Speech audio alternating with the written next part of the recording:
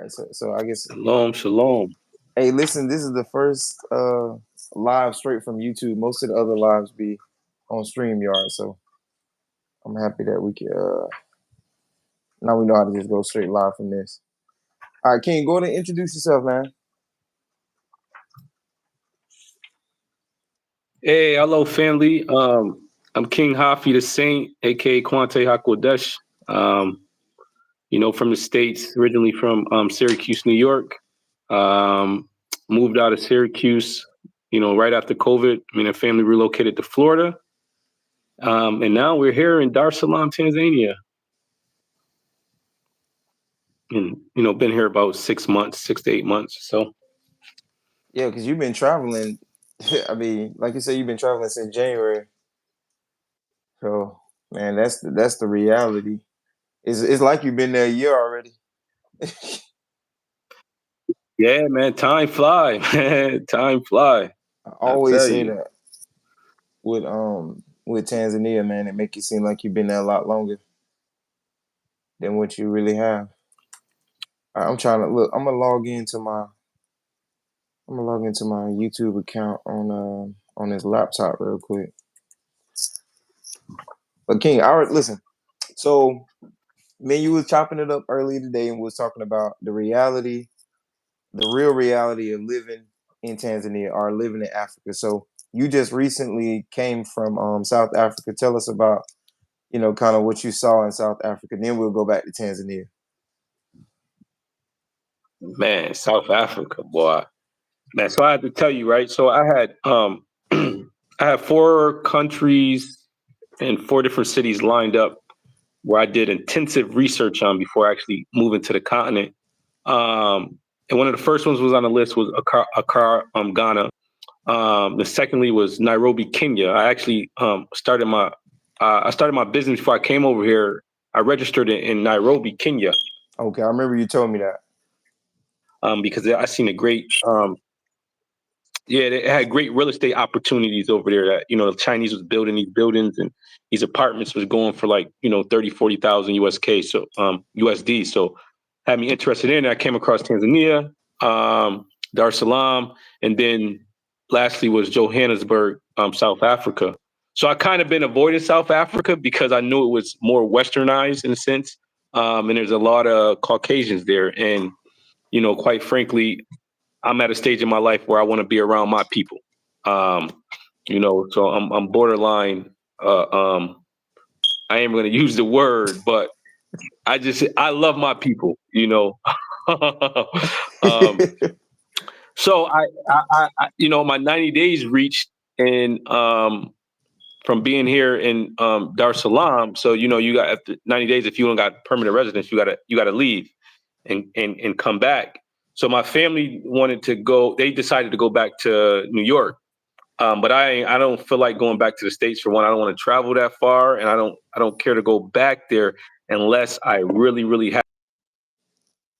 So they went back to the States. So it gave me an opportunity so I can explore a little bit without having to be a father or a husband, things of that nature.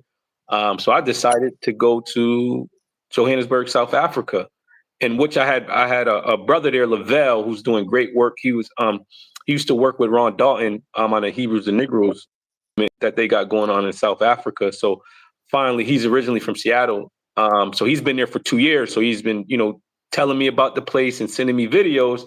So I kind of had an idea what it was like. So I finally said, all right, bro, I called him the night before and said, yo, I booked my flight. I'm leaving in the morning. So he's like, okay, all right. You got a place to stay? I'm like, nah, I ain't got an Airbnb. He said, well, just come here. So boom, I landed in South Africa. You meet me at the airport. And right away at the airport the airport was beautiful. Get in the ride, get in the car, riding down the street. I'm like, wow, this infrastructure is crazy. Like, I felt like I left Africa in a sense. When you went to South Africa. Yeah, once I got to South Africa and he was staying in a area of Johannesburg called Sandton. So Sandton is the all Africa. Let me say that again, so that don't pass over you. Sandton district is the richest square mile in all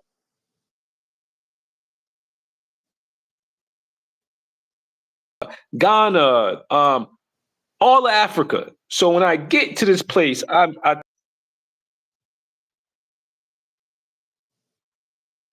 Porsches, Mercedes, BMWs, big old skyscrapers. Went to Nelson Mandela Square Mall. Beautiful. You know, they got all the high end stuff like Louis and Gucci and all, you know, all that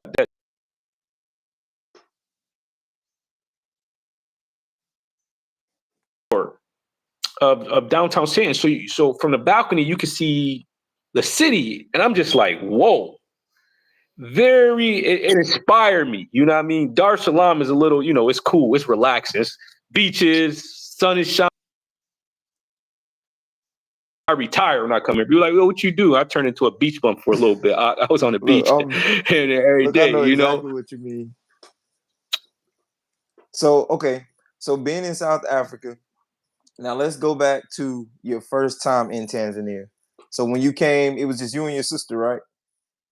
You and your sister were the only two that came the first trip. Okay, so tell us about your first trip. Like, how was that when you first got into Tanzania? So the first coming to Tanzania was my first time on the continent. So me and my older sister, we flew in Mbezi. Yeah, I had at that time I was one of the brothers looked out, had a ride for us at the airport. And you know, it was amazing. It was extremely hot for one. As soon as we got to the airport, like, whoa, this and I was living in Florida for like about 4 years. Beautiful, just to touch down on the soil. And off the rip, you know, not really expecting, not knowing what to expect. You know, the dirt roads. I had to get used to, you know, going through the dirt roads, but it was extremely peaceful. That's one of the first things you're going to recognize when you come, if you do decide to come to Dar es Salaam, Tanzania. The people are very peaceful. In after like a week being here, you're going to feel extremely safe. Outside all type of nights throughout the day. Sort of like the first impression was like, whoa, this place is very safe and peaceful. Okay, which that's the same. We felt the same. So okay, now let's fast forward. Now you have moved your entire family to Tanzania. So walk us through, you know, kind of the Yeah. mindset, like when you first came, and kind of like you can give us a timeline to from when you first got there to how where you at now.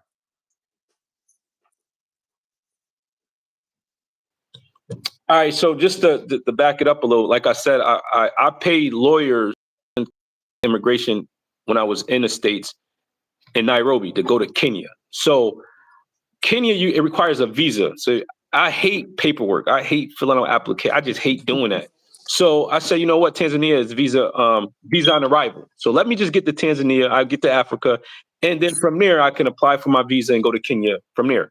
So so that was the plan. But when I got to Dar, I kind of fell in love with it. I didn't realize it was just so peaceful. Like I come from a little bit about me. I've been to prison. I've been part of the gang life. I did 6 years, almost 6 years in federal prison for the RICO law. Violating the RICO statutes, the federal statutes, from age 21 to 27. So I lived a real hectic lifestyle. And through my prison, that's where, Yah revealed himself to me, and I learned who Yahusha was. Hallelujah. So coming here, I'm like, ain't no guns, ain't no post.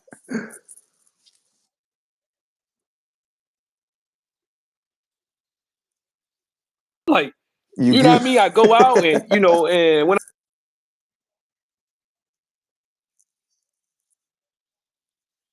I'm like, bro, you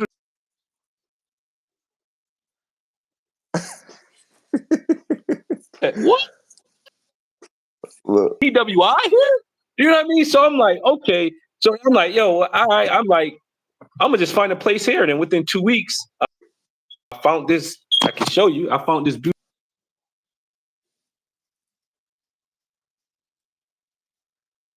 house tour, on King Hoppy the same page. So you can see it. It was mad, and the rent was so cheap. I'm gonna lock it Tell in them about here, that rent. and I'll get to Kenya eventually. Tell them about the rent. What's your rent?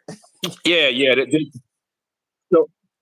So, so give it a take. My mortgage in Florida, the home we were living in. Come to find out, I found out you lived Who's in the in same Lake city? Wales area, and that's where me and Isn't that crazy? same city. Never Never knew got to each meet other, each other there, but but we met on the continent. That's crazy. my mortgage jumped up like 2,200, man. So I said, yo, bet we got to sell this house. Like, you know what I mean? Like 2,200. It's like, yo, we working just to pay bills. So he came here to this rent. I got a 5-bedroom house, 7 bathrooms, 2 kitchens, than 700 USD a month. Okay, can't do that. Can't do that And anywhere. it's pretty much a mansion. And then anywhere. And then we turned half of it into Airbnb space. So anybody looking to come over here, we definitely have a place for you to stay, which is fully furnished. So fast forward, I it's a house. I pay for it, 6 months in advance, and I go back and we literally sell everything in Florida. We had a full 3-bedroom house, and we just did garage sale after garage sale. We sold everything. I couldn't sell a house to a homeowner, so I just let it go stick. I just wanted out at that point in time, so I was willing to take the L. And we packed up about 15, 16 suitcases, and Out. we were out of there. We were out. We were headed to Orlando Airport, out of there. Man. Yeah, I remember you saying that. Yeah, man, I'm gonna get everything situated. And then man, the next thing I know, you text me and be like, hey, we moving. I'm like, you moving? Man, you ain't waste. Hey, but it happened the same. Like when we came, we visited, we felt like we needed to go ahead. And another thing, we got kind of rushed though, because we were gonna like wait, until the end of the year, the end of 2023 before we travel. But with immigration and all that stuff, because we ended up just moving a little too quick, man. I'm gonna just say that. As far as like getting everything situated back in the States, like we still had like business things that we need to settle. But man, when we got there, we weren't thinking about Mhm. none of that. Like none of those things, man. Like the peace and then the money that you save, because you do save money at the same time when you first get there. But like with a family, that's my next question for you. So would you say you spend money a lot faster in Tanzania?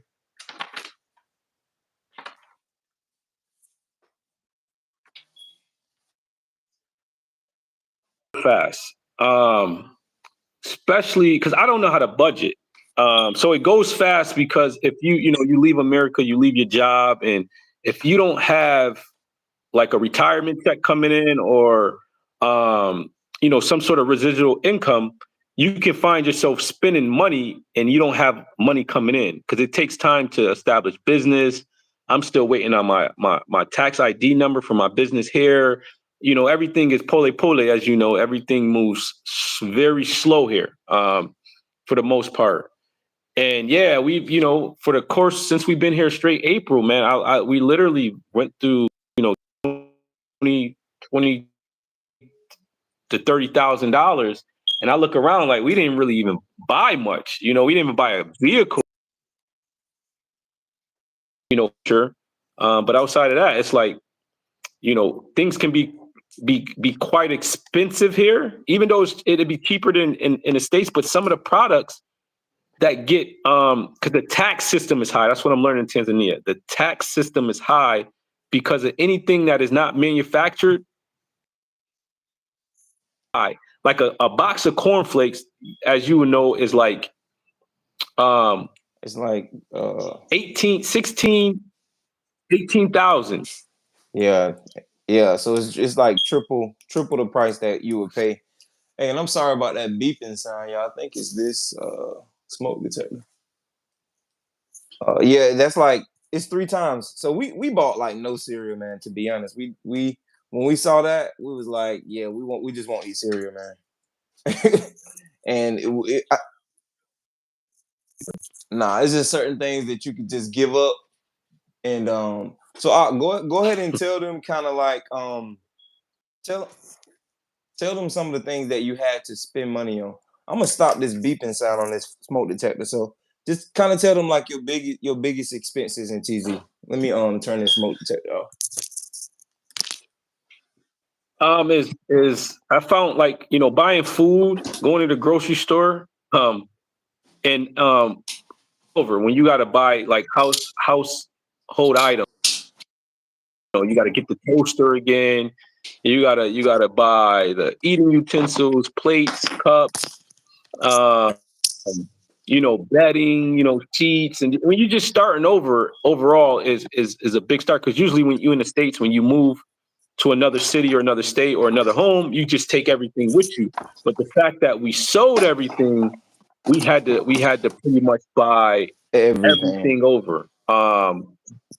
So when you're going into the like the mall here or like the grocery stores, which are not locally owned, they tax you. Taxes, like everything it tends to be a little high versus if you go to the fruit stand or the markets, the local markets, or where the locals at, then you could get a better bang for your buck. Exactly. Man, we had to figure that out the hard way. All right, so tell us kind of what led you. Well, you already told us kind of what led you to Tanzania because you was on your way to Kenya, and then you fell in love with Dar. Because I remember when me and you were talking, you was like, "Hey, I got a business situation that I'm gonna go to Kenya and handle." And then like after you been there for a few days, you was like, "Nah, I think I may not do what I said I was gonna do before." And I can just see you switching because then when you told me you was looking for a house, I was like, man, this man, I was like, you already looking for a house? I'm like, you just this your I'm like, this is your first visit. I'm like, this is your first visit, and you already looking for a house. So kind of tell us, like spiritually, like what really led you to the continent? Like what fueled you really wanting to be on the motherland in the motherland? Uh, there we go. Man, it's been something that's been in my heart, since a youngin. Growing up in the streets of America, I always knew something wasn't right. I just didn't know what it was, but I knew the chips were stacked against us, and that there was a system in play because like all my friends, um, we were constantly being targeted by law enforcement, in and out of jail. I lost a lot of childhood friends to, gun violence and, the drug game and things of that nature. So living a hard life, that's like, yo, this couldn't be right. You know what I mean? When I'm, you going to juvenile, you going through all these trials and tribulations as a young man. And it's like the burden of society was just on my neck. And I always cried out to the Most High. At that time, I knew him as, Jesus. You know what I mean? The Father, the Lord. Like, man, every time I go to jail or something, got time, I pick up the Bible, I read, and I realized at the time, once the feds picked me up in 2006, I start to understand a little bit more, that that that this is this it's the matrix, that this life that I'm living is by design. Like they do things and they put things in our neighborhood, they put the guns and so the things that I was doing, it was like out of my control because it was like I was born into it. It was like I come out, so this is all I seen. So I used to, when I was incarcerated, I used to write music. I started writing music and thought I was going to be a rapper, whatever. um and I used to write that in my songs, like, yo, the white man is after us. He want to kill half of us. Like, we all should go to Africa. You know what I'm saying? Like, yo, you know what I mean? Like, it was like always in my music. Like, yo, we gotta leave America. I knew for us to, live up to our full potential, we would have to leave America. But I didn't know who we were as a people at the time. Like, you know what I mean? I was still sort of under that Christian umbrella. Even though I didn't really subscribe to that name, but that's what was given to me by my grandmother and my mother and aunts and uncles and things of that nature. So once I start to really, read the scriptures for myself, and then once, COVID came, and then I came across, I believe it was Ron Dalton, Hebrews the Negroes. Um, and I said, hold on. I think it was like $50. I paid $50 and I watched the whole movie straight. It was like 3-4 hours. You know, his movies is long. And I That's just good. remember I just started breaking down crying. I just broke down in tears and said, now it all makes sense. I know they didn't hate us because of our skin color. It was because of our DNA. And It's it just, deep. the light bulb started going off. Everything started making sense of why we were in the position we were in. And then it was just like, okay, fine. I knew, America was Babylon. So he showed me destruction. And at that time, he said, that's when, the X, the two solar eclipse that I was made aware of. And in my spirit, I just heard, get below the X. And that's when I said, all right, get below the X. And I started looking for places below the X. I started looking in Georgia. And then when I went to Georgia, there was so much homosexuality in Atlanta after me. I said, no, I can't bring my kids here. Then eventually I found a place in Florida. And then I came back from Florida. I told my wife to pack up. We moving to Florida. And within 30 days, we was out of New York and we was in Florida. And that was just a pit stop. And then the Most High told me, whoever will follow me to Florida, they're more likely to follow me across the water. Because we was prepared to buy boats because we didn't know what was going to go Man, down. y'all was We was playing. prepared to buy boats, and I was like, I had a business like, yeah, I was like, yo, bro, if we got to get on a boat and make it across the wall, we gonna do, man, because this thing is gonna burn. And then eventually, after a little bit in Florida, my mom's came, my sister came, I had another brother and family came, so we had a whole little congregation in Florida within the first year of me leaving. Dang. So that's big. That's big. So tell us. So is your mom not in, is your mom in Florida now, or is she in New York?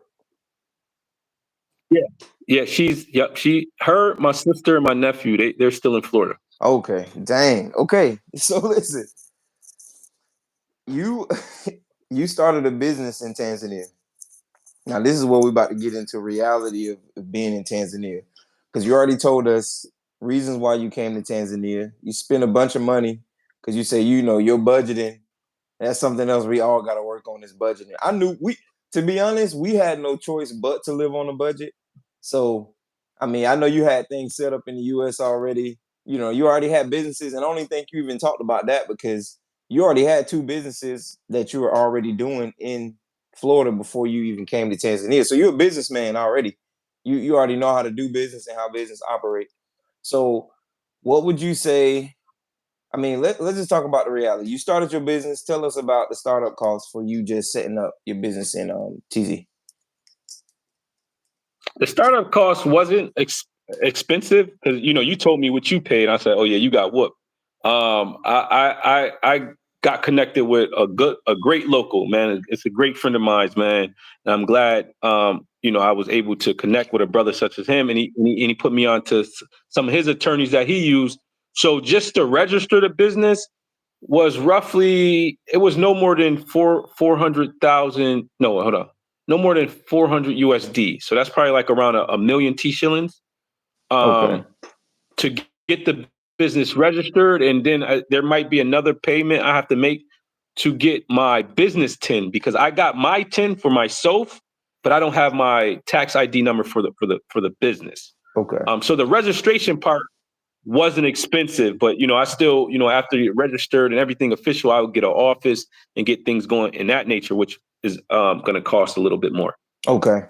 So, and another sidebar on that, I already told him this. So when you register your business, whoever's registering your business, they should be automatically getting you a business 10, because all of that is free. Like, it doesn't cost you anything from the government, from TRA. That's a free service. So either way, fam, just look out for that. Now, business. You've been there for six months now? Six, like living there 6 months, right? Or going on 7 months? 6 months. I'm trying to do the math. So I can okay. So when you would you say money, can we go straight to Tanzania and make money in the first couple months that we there? No, unless you come with a product that the locals are gonna buy. But I haven't seen it done yet. Okay. So earlier you mentioned that you, unless you have a stream of income coming in, it's gonna be very tough. And I think a lot of people that's living on the continent on YouTube, they always say that. Like you gotta have something set up before you get there. And I think some people hear it, but then they just go in one ear and go out the other. And they just like, well, my rent gonna be 200 and something USD if I just get this house. And the food is cheap. And they think that because those things are cheap, and I'm guilty of that, thinking that just because certain amenities are cheap, you're gonna live this luxurious life and you won't have anything. You won't have any big bills or big issues. But that's not the reality. The reality is if you don't have something on the ground where you can make money amongst the locals or in that country, then it's gonna be extremely hard. So, all right, I think we. Oh no, we lost you for a minute. So it's gonna be extremely hard. So the reality is, can we move back without a definite plan or without something that's already making money for us in Tanzania? Do you think we can move back without having something set up in Tanzania? No, I will encourage you to have some sort of income from the U.S.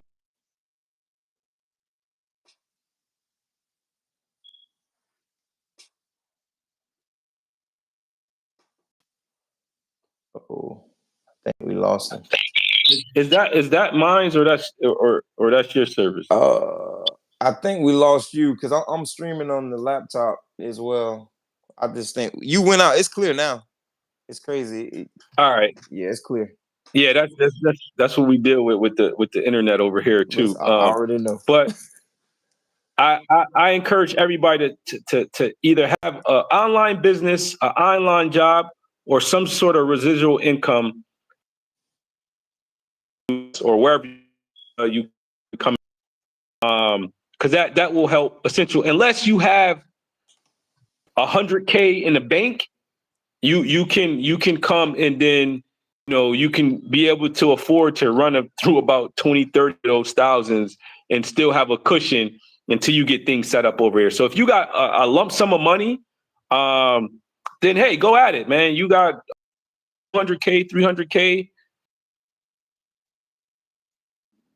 come live your life. But if you're not holding like that, and you have a family, for the men, if you're transitioning with your family, wife and children, or women, if you're coming and you're a single parent and you got children, you definitely want to have something My um, bad. in play before you just get over here, because you will find yourself running through money crazy, you know. You will. So, if you comfortable, tell us about like what have you spent, and I'm gonna tell you what we spent too in the time that we spent investing or getting ourselves set up. Some people already know what we spend if they've been Yeah. watching my channel. They already kind of know the crazy stuff we've been spending.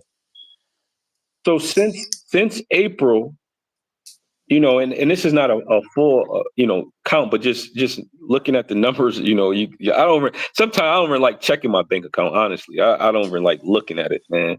I'll say easily, within 3-4 months, we went through between 20-25K, and some of that goes back because I still got you know things I got to take care of in the U.S. So sometimes I gotta pay workers, and house got to be fixed up or things of that nature. But easily, man, we went through about $25,000, um, man, within 90 days or so. And we did travel, like we've been to Zanzibar. I took a trip up to Dodoma.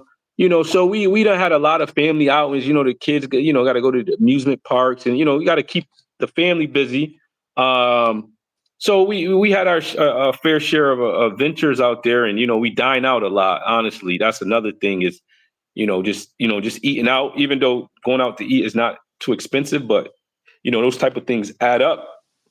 After a while. They do, they do. So you mentioned earlier that you haven't bought a car, but you've been spending a lot of money. So what's the car prices like over there? Yeah, the car prices is high, bro. I was gonna ship. I got a Mercedes GL back in Florida, still in Florida. I was gonna ship my own vehicle here. They wanted 20,000. They wanted me to pay 20,000 plus in just taxes. Like I said, man, I'm not. The car is not even worth 20,000 at this point. So coming here, I was, looking at vehicles. You can get a decent vehicle between $5,000 to $10,000 USD. Um, but if you want something luxurious, which I like driving luxury cars, but man, they just too expensive here. You're gonna spend 50, 60,000 on a nice luxury Mercedes Range Rover or something like that. You know what I mean? Like you're gonna spend something which in the US you can get for about 15, 20K. You're gonna spend 50, 60, 70,000. So I just haven't bought a vehicle because the transportation system, far as the ride sharing and Uber and Bolt it's just rides are everywhere. I come outside, I can walk to the corner and put my hand up, and I have somebody pull up either on a Boda or Pajaji, to take me where I need to go. Okay. So fam, y'all can see that me and Quante, we are completely opposite on budget. His budget is completely different from mine. So we bought a car, and thank the Most High for my mom, my uncle, all of us came in and we got a van. And it was a Toyota 2008, and we spent, I think, right at 6,000 is what it was. I want to say, yeah, it was right at six, and that's with the insurance and everything. So I mean, I got a family. I had to get a van. We went what, almost 4 months without a car, and now I'm the complete opposite from Quante as well because I write down everything. Like I try to budget the best I can, and I even I got a spreadsheet that I use. Now, mind you, my wife really don't like the budget. She don't even like to even talk about it, to be honest. But I'm gonna tell y'all, because most of you, if you watched that first video I did about the shipping container, we spent like $9,000 for that. And then like our monthly budget for Tanzania, like for all of our living expenses, was about $1,800 a month. So significantly less than what we would have been paying in the US. But depending on like whether you buy a big house or if you buy a decent car, average car, you know, some people like Quante, he been doing business, he been making money, so his budget different. Like his budget, your budget is not for the average person. To be honest, a reality.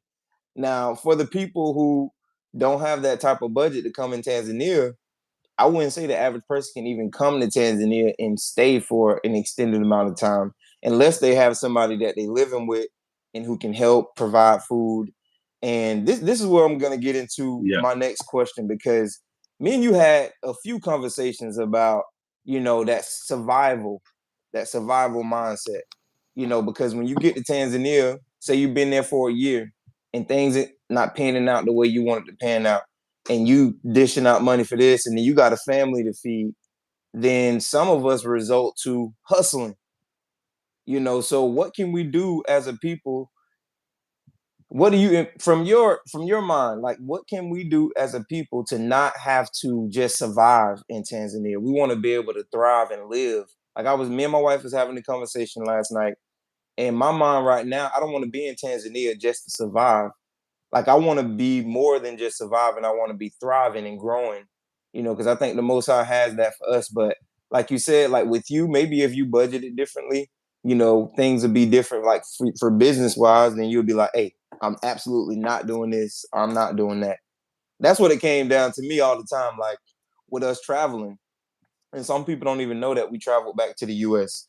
And that was a sacrifice to make, to travel back to the US. And I'm perfectly fine with making those certain sacrifices if it's going to be some kind of beneficial outcome. Like when you travel to South Africa, I wanted to go to South Africa, but I chose, it was either South Africa, I was either going to see my family, and handling some much needed business. We had so many things we had to resolve in the US to like, it was just boiling over till we had to.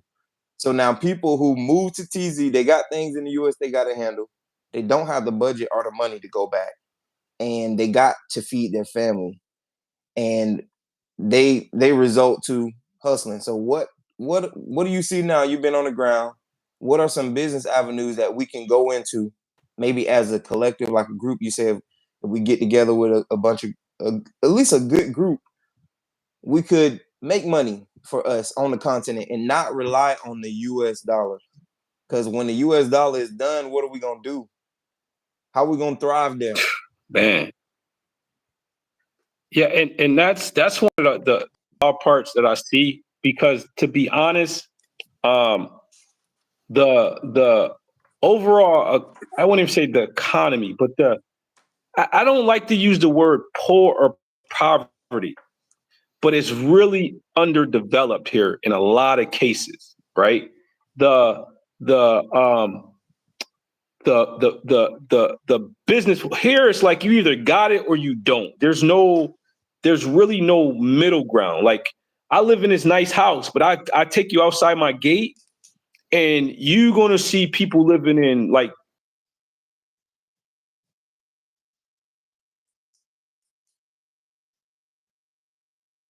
thing, and they live there, you know. So it's bro, it's really hard to say. But I would say this is that if we as a people can practice group economics, real estate is my thing. That's where I've made the most money. That's what helped me get out of the drug game and transition my life into a legal standing, was when I purchased my first home.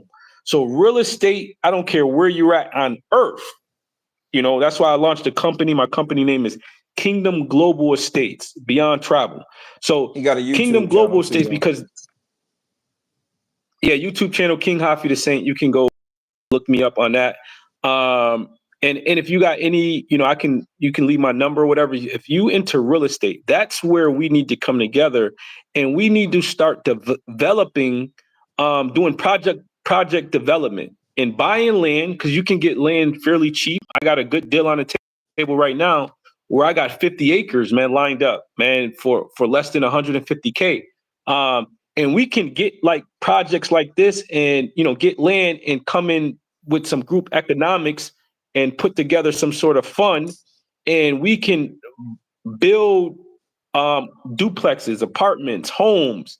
um, that's what I see far as business wise, is for short and long term, is real estate. Like right now, I do have one Airbnb on the market here. It's slow, but when somebody do come, I can, it guarantee me a little money on this side of the fence, without just relying on the US dollar.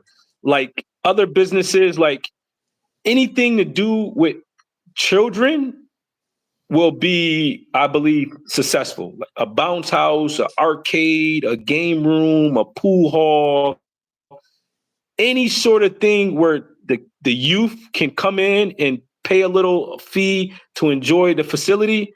I think that'd be good, because there's not really a lot to do with the kid. That was one of the things I was going to do, because my son, he loves playing the Xbox and things. So I was going to do a game room, but you can't do that legally until your business is legit. Otherwise, I already had immigration at my door. They will run down on you in Tanzania. They Yeah.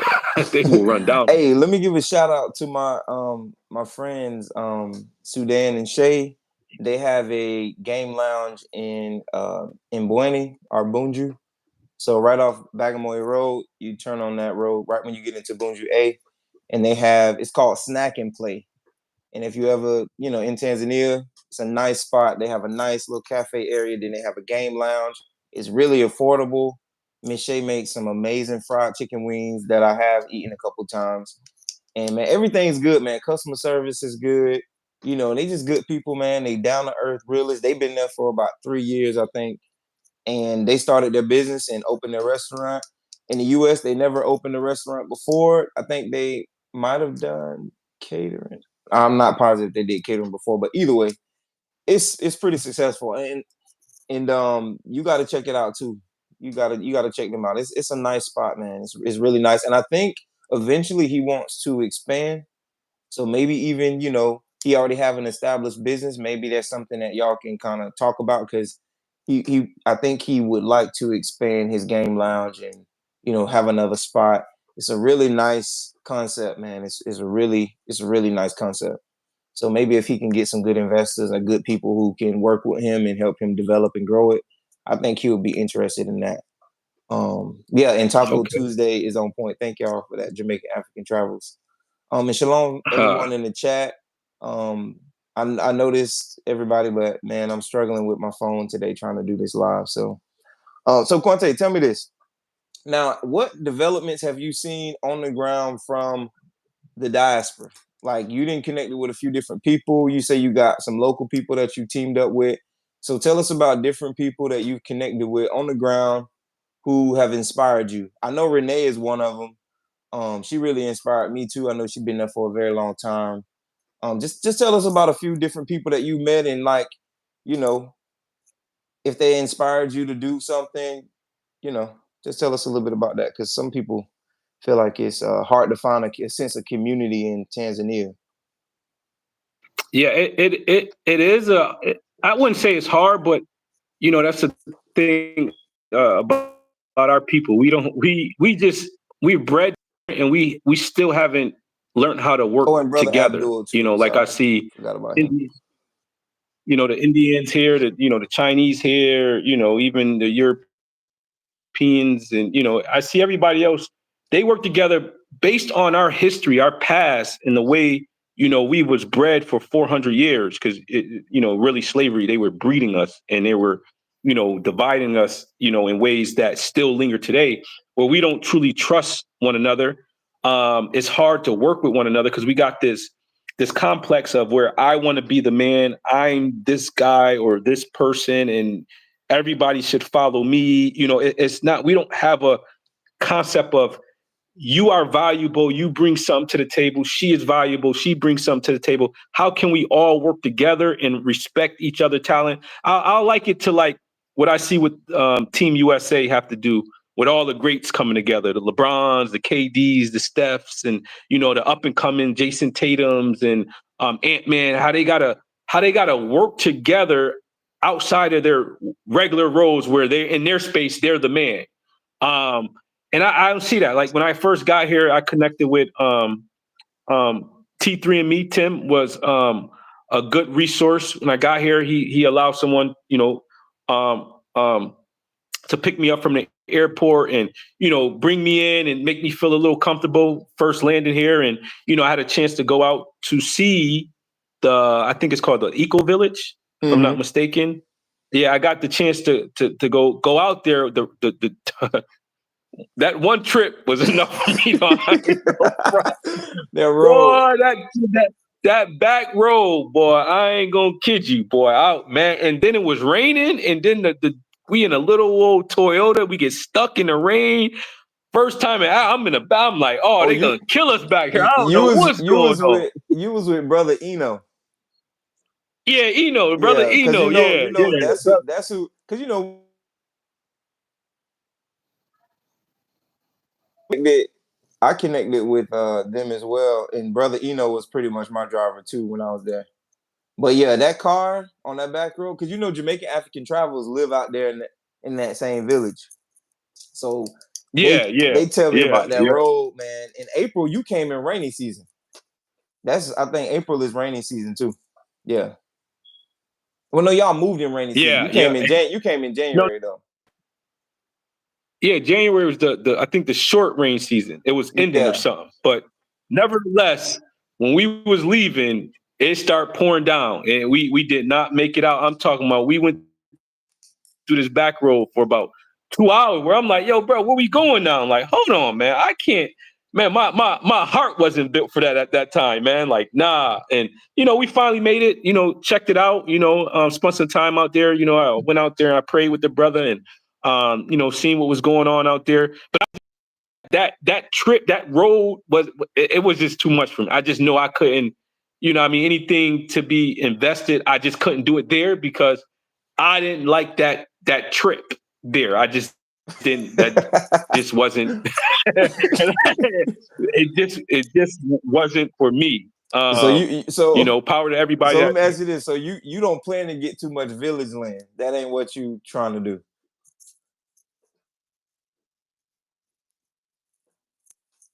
in Kigaboni. So Kigaboni is the back street too, outside of the mainland Dar. Over here, opportunities over here, but you don't have to take a 2-3 hour what I would consider a back road, but it's just a road here. But to me, that's like a super back road. Ain't no street. Once it get dark, it's dark. Yeah, nah. Unless I got a big pickup truck, you know what I'm saying? I got one of them monster trucks. I could go back. Yeah, but it was just too deep away from me, and I don't. So yeah. So that was one of the first. My first experience in seeing what little businesses and opportunities going on, and then from there, like you said, I connected with Renee, and I seen her plot of land in which when you came over and we was you brought the bottle of wine and we were sitting out by the water, the moon was glowing. It was just like a beautiful moment where it's like, man, I felt at home in a sense. Like, man, I got people, y'all got people pulling up and you know what I mean? And we got a connection, you know what I'm saying? And she had the Airbnb and talking with her about other business ventures. So off the rip, I just knew real estate Airbnb was the way that I was gonna go, because that's what I've been doing for the past 8 years or so. Okay. So, and that's what I always encourage people too, because we did, I told you we did the same thing. We started our Airbnb, um, and that's kind of like a good.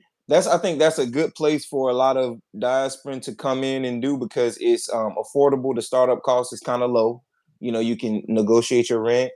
You can find, sometimes you can find a furnished apartment or a furnished Yep. house, or you can get your furnished custom made.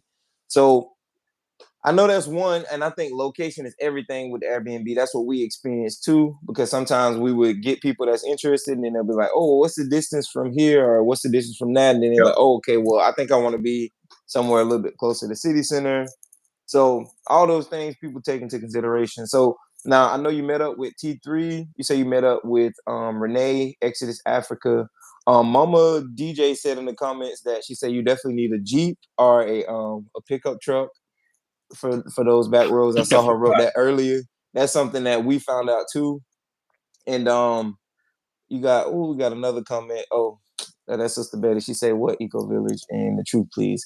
Well, we know, like you mentioned before, you have those people who want you to only work with them, but in reality, everybody can't work together, and you shouldn't feel bad, or you shouldn't make people feel bad for not working with you. I think the most professional approach I've heard was from Renee when she mentioned something to me about what she needed, and I heard she like have different investors because she do different ventures, but having a lot of good talks with Jamaican African Travels, Pastor Betty and Sister Evelyn, and now we understand that if we don't create something for ourselves and stop focusing on sending other people money to invest in what they are trying to do, and they're not necessarily looking out for your entire family unit.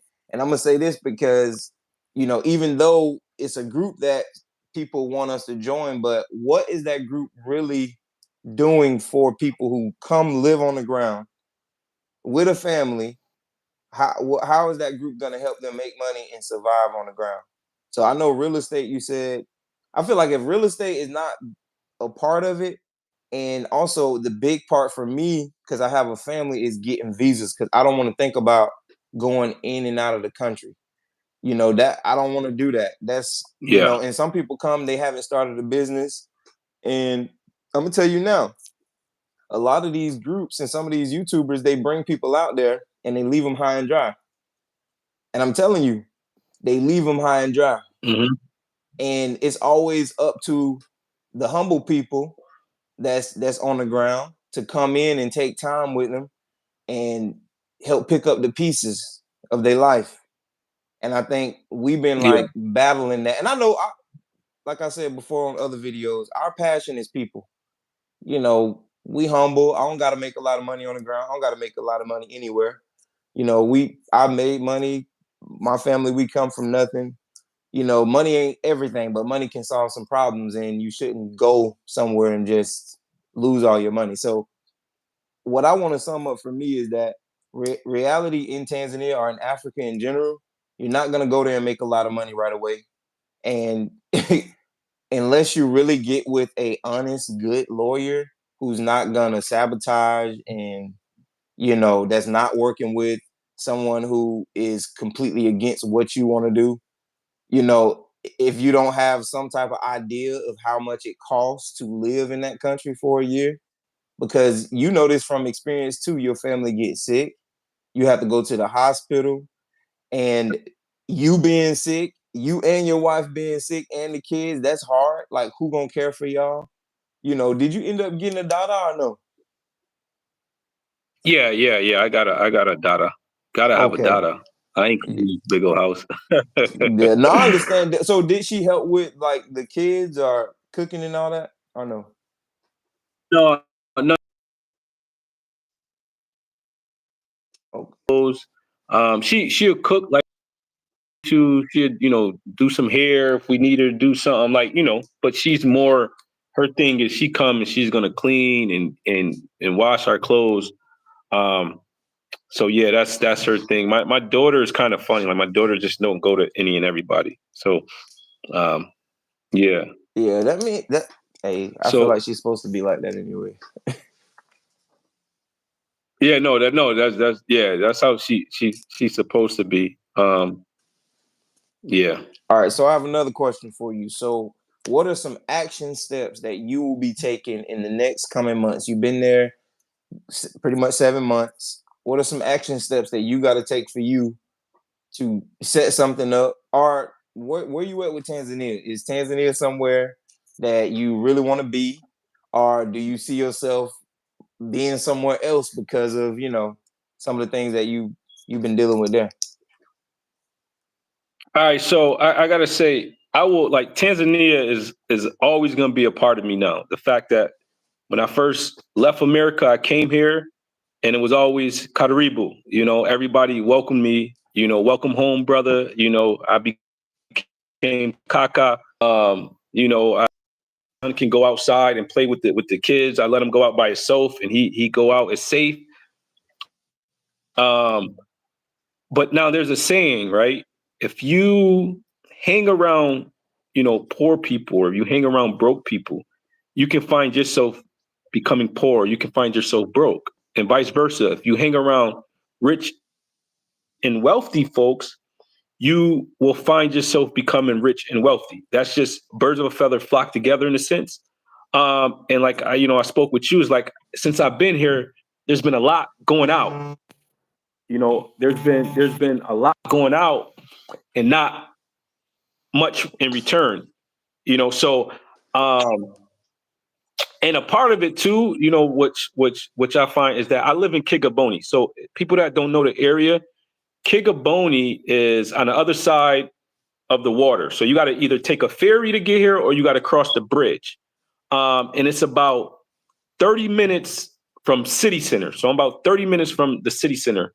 And then another 10 to 15 minutes to get to the main area like Masaki or Oyster Bay, and in Mbezi, in that area. It'll take me probably an hour and 20 minutes to get to where you and your family live. So that just shows like where I'm at, and it's kind of isolated. Like you can kind of feel isolated. So I'm like, okay, cool. I go to South Africa, not really expecting much, but I'm like, all right, I'm gonna go here.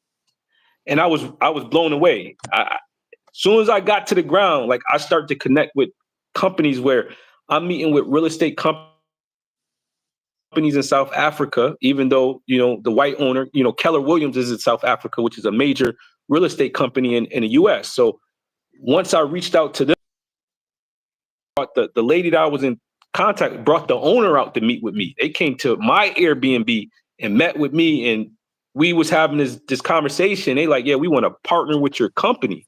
So they like, well, we can empower your company. We just got to figure out the logistics to do it in South Africa. So already off the rip, I just seen that the business opportunities are greater in South Africa for those that still have that business drive. If you still got things going, South Africa, I see will be a great benefit. But if you're retired and you got a steady income coming in, Dar es Salaam is the place to be. Some of the best beaches. Zanzibar is a ferry ride away. It's not too expensive to live here and to live off a modest income. Whether that's $2,000, $3,000 a month. Yeah. So I'm like, bro, I'm still here. You know what I mean? Because I got Airbnb here, and I got a lot of furniture, so I don't necessarily want to just move. But I know my wife, she has not adapted here. Let me say that. She has not adapted well here. The language is a barrier because most people speak Swahili. You still get a lot of people that speak English, but you got to be willing to adapt and learn their language. Because if you don't know Swahili, it's going to cost you because the price go up as soon as you open your mouth. Man, that's the truth, man. I Right, already know, right. man. That is the truth. No matter what you do. All right, so now I know you gave us a lot of information. So what you got planned next, man? That's what we trying to know. The people want to know. Hold on, let me tell you what Dream said to drive in Africa to thrive in Africa, excuse me.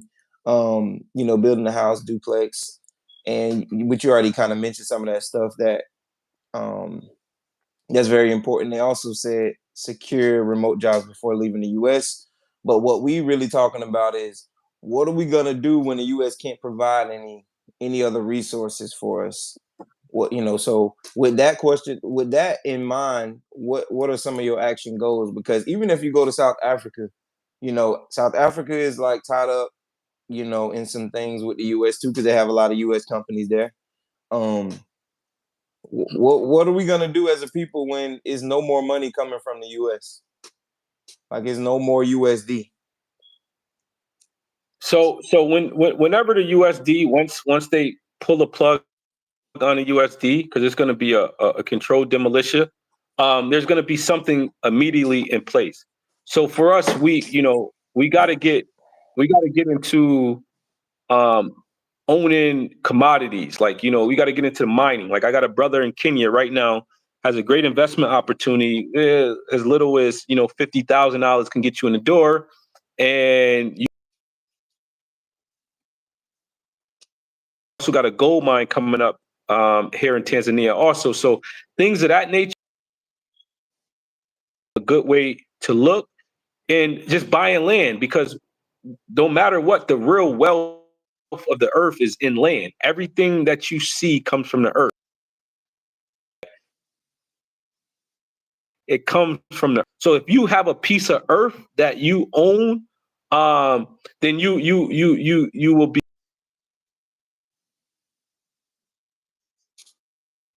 on your land. Hey, at least you got a land that you could pitch a tent Exactly. on, without somebody coming to tell you to get off their property. Um, so that's what I see. I see far as the brothers and sisters out there, and we need to act. It's urgent. We need to act quickly because as you see what's going on in the U.S., especially with this presidential election, it's so comical. I'd be cracking up at It's these a folks, joke. man. And people are so lost and in tune with it. Like how this woman is having a campaign and she bring out Megan the Stallion. It's a Like joke. I'm like, yo, this docile. We just can't be like it. Just mind boggling what's going on. I'm just sitting back like, yo, man, I don't know. I just know the scriptures say that we deceived the whole earth. So I just look, it's just a great deception going on. So for us, that's alive and we awoken. We need to come together quickly. We Yeah. need to practice group economics, and we need to get behind those that has shown proven leadership and those that we can trust somewhat. You know what I mean? Because we can't trust everybody 100%, but we gotta have faith that Yahuwah has put people in this earth to be the Ezras, to be the Josephs, to be the Joshuas and Calebs, the Moseses, and and we need to come together and practice group economics, man. You don't got to have $1 million, man. If you got 1,000 and he got 5,000 and she got 10,000, and we put a pot together from, we can farm, we can build, we can grow, we can live, we can develop, and we can do this throughout the continent. Because I'm just not going to be a place. Like Africa is big. Like it's a big playground to me. So, you know what I mean? Today I'm here. I might get bored sitting around because I don't have responsibilities right now. I don't have a family here. It's just me. So I can go through Google and my travel agency and say, hey, you know what? I'm about to fly to Dubai. I've been looking into Dubai heavy. Great investment opportunity. I got a brother in Ghana right now telling me, the investment opportunities in Ghana. So the playground is big, man, because a lot of us did it for years. I sat back, I watched YouTubers for years. I watched, I learned, I soaked all the game up, listened to advice and did all this. And then it got to a point I was home alone. I said, no, I'm booking my ticket now. I'm finna go there now. I got the money to do it. I'm going. Exactly. And I took a 30-day absence spectrum. I took a 30-day absence to leave, because my mom was sick at the time, and I, mentally I needed a break. And they somehow they found out I was in Africa, and I got fired. Oh I yeah, didn't talk about that. you told me that. Yeah, yeah, I got fired. They called me. I wasn't coming back after I tasted this freedom. Ain't no way I was gonna go back and punch. No. Ever since. It's the best decision I ever made, man. So a lot of y'all got to take, people out there listening, man. Y'all got to, I want to push you. I'm gonna be the one to push you off the ledge, but I'm not gonna push you and leave you alone. I'm gonna give you a parachute because it's time for us to get out of fear, man. A lot of our people, because Babylon is a pampered state, man. And one of the things I learned and why I respect the Tanzanian people, because I didn't understand, like, man, as soon as I get here, I got people running up to the car trying to sell me cassava chips and peanuts and jump ropes to basketballs and volleyballs, soccer balls and pools and diapers. And I'm like, yo, what are people, everybody outside selling something? And then it dawned on me. I said, ain't no welfare system, Section 8, ain't no public assistance, ain't no first of the month check. These people got to get out here and do what they got to do. I said, oh, these my type of people. I come from a lifestyle of hustlers. So it's like hustling the woman with the baby strapped to her, walking up with a box of tissue for sale. I said, man, these people, they ain't no government help. They got to do what they got to do. And it inspired me to system. And a lot of our people, and that's one of the reasons why, my mother, she's still there because she's entangled into the as far as medication and treatments and things of that nature, and and resources as far as money and things that go. So I want to encourage our people, like, yo, you have to trust in Yah. Just like when we were leaving the first back, we wanted the chicken, we wanted the lemons, the melons, and all that. We like, Moses, you bring us out to the wilderness to die? Like, no, Yah will not lead us to a place for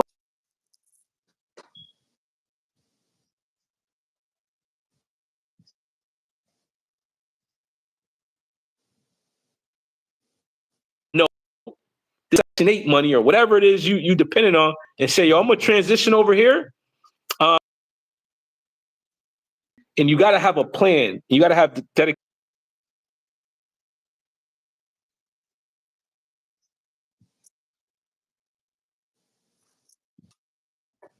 Oh man, sorry y'all, my stand. Yeah, we can't. It's really no turning back. Like you say, once you get a taste of it, it's really no going back.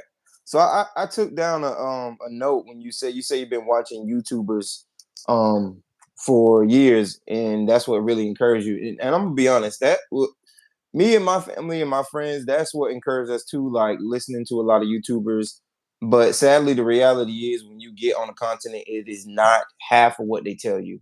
You know, they give you more they give you more pros, especially if it benefits them. And that's from Gambia all the way from Ghana.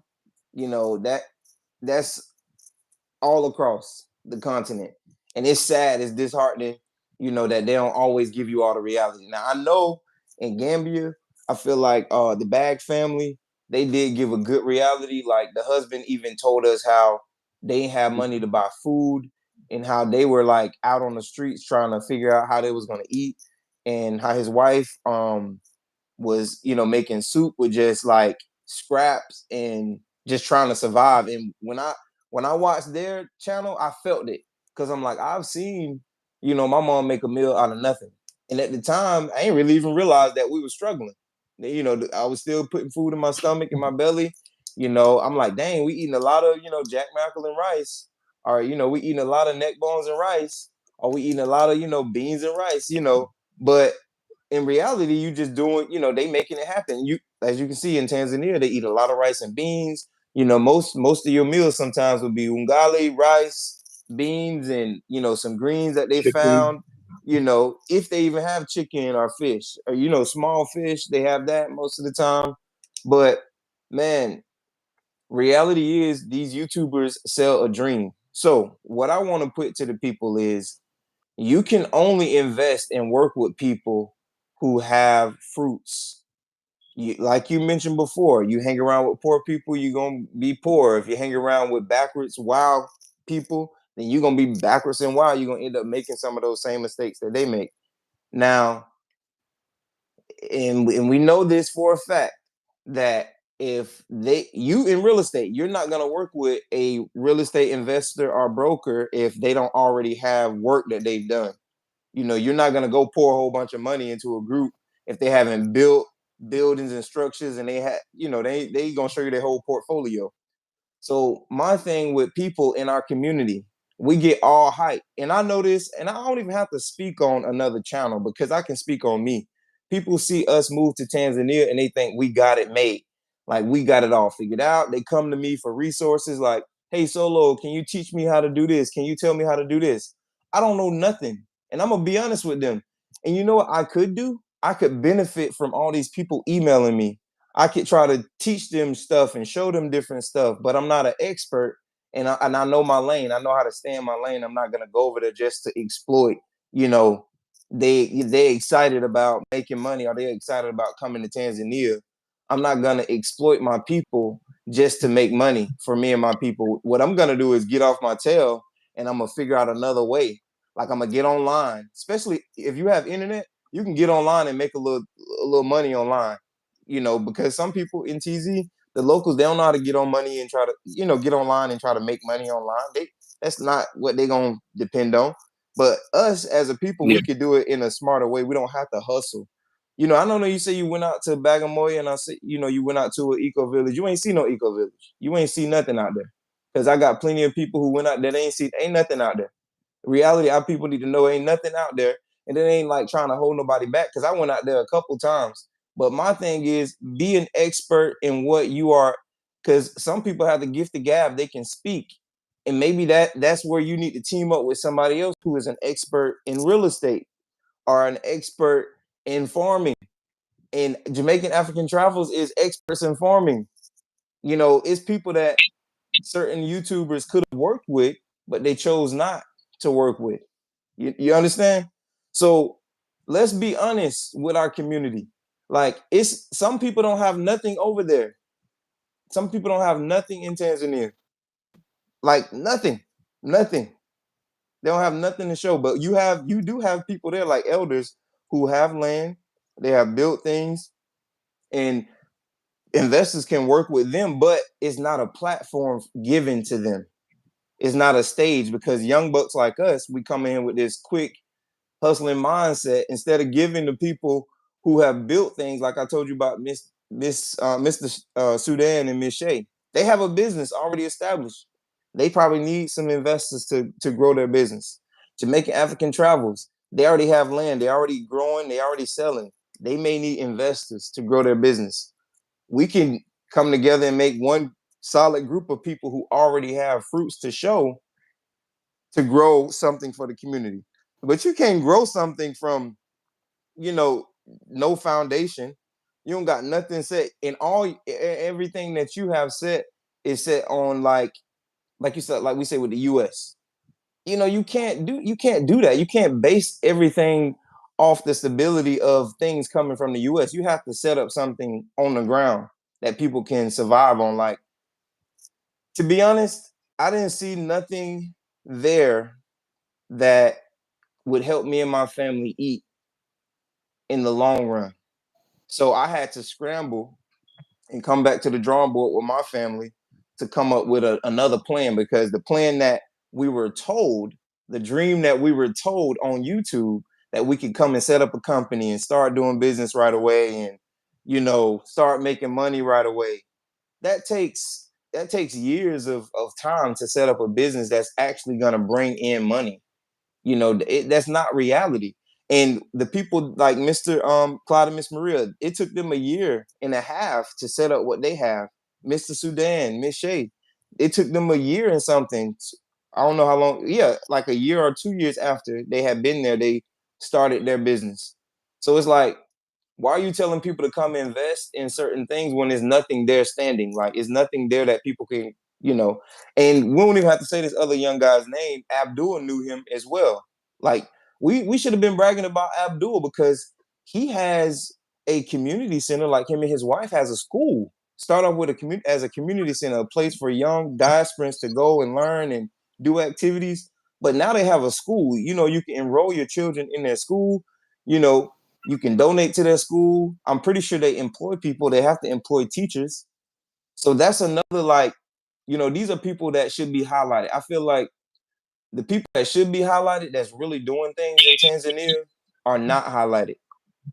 You know, they're not highlighted enough for whatever reason. You know, maybe they don't have the platform, or maybe they haven't been given the platform. But, you know, all these online hustlers, man, like with the gift, and they just talking, and you know, it's sad, man. It's deceiving so many people, man. It's deceiving. It's deception.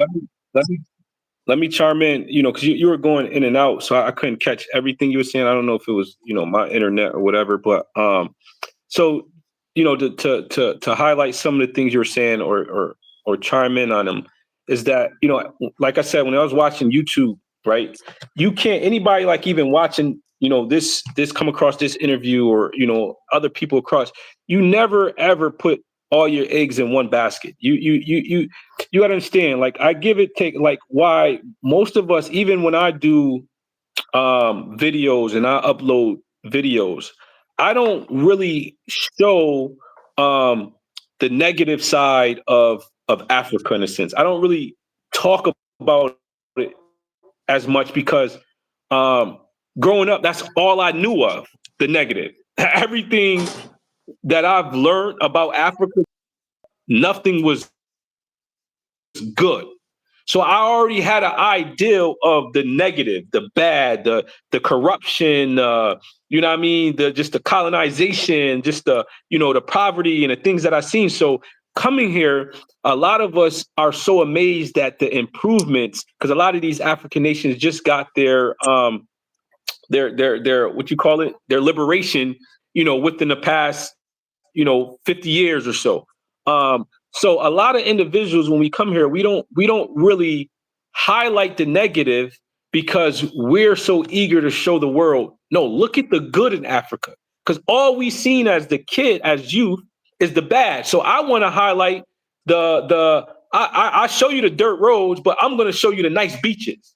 You know what I'm saying? I'm going to show you the nice restaurants and the nice ambiance when you want to take your lady out on a the amusement parks and things of that nature. Okay, So hold on. now Oh, I want to cut you off. when you Go ahead. watch, Hold on. So uh-huh. so when I say reality, when I say negatives are like, I don't mean like the country. I mean like your survival. Hmm. People want to know what you go through. Like, people want to know about things. You know, they need to know, because it's your livelihood. I'm coming with my two daughters, so I'm gonna just tell you, it's personal. when you're dealing with people's livelihood. So when you set the stage and you stand up there in front of a bunch of people and you telling them it's gonna be like this and it's gonna be like that, and when they get there, they got their two little children, they got their wife, tell people the reality of living day to day as an American, not as a local, because the locals have their struggles. They've been dealing with it for years. We know that. So I ain't saying highlight those things. I'm talking about highlight the reality. Because like I mentioned before, your budget is different from a lot of people. Your budget, we gotta say, hey, we gotta just tell people you gotta have a lot of money. And I think some channels have said that you gotta have a lot of money. But in reality, as an American, it's very hard to live in Africa. It's very hard to live in Tanzania. Like you said with your wife, she just couldn't adapt right away. But you say eventually she's going to adapt to an African country.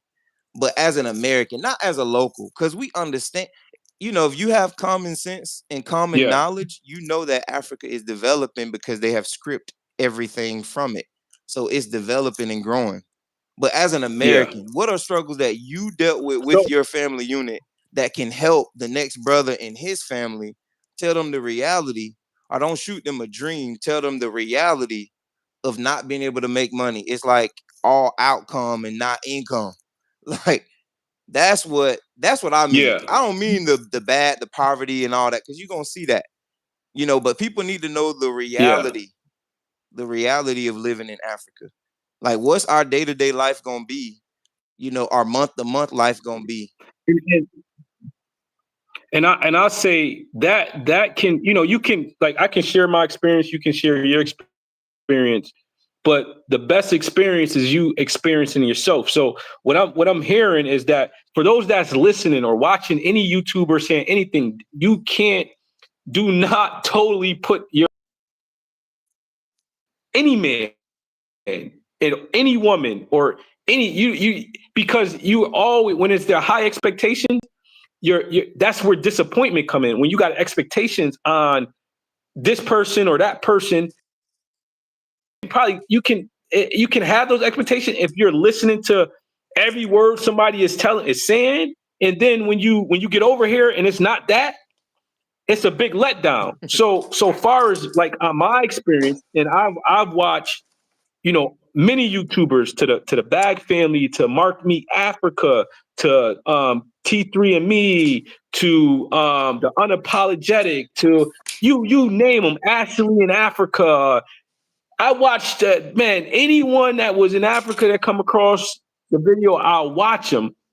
But I once never put my expectations on what any one of them said. I'll take all the information and I'll process it accordingly. And then when I hit the ground, I'm gonna figure it out. I'm gonna get to the ground. I'm gonna figure out. I'm gonna go. All right, bro.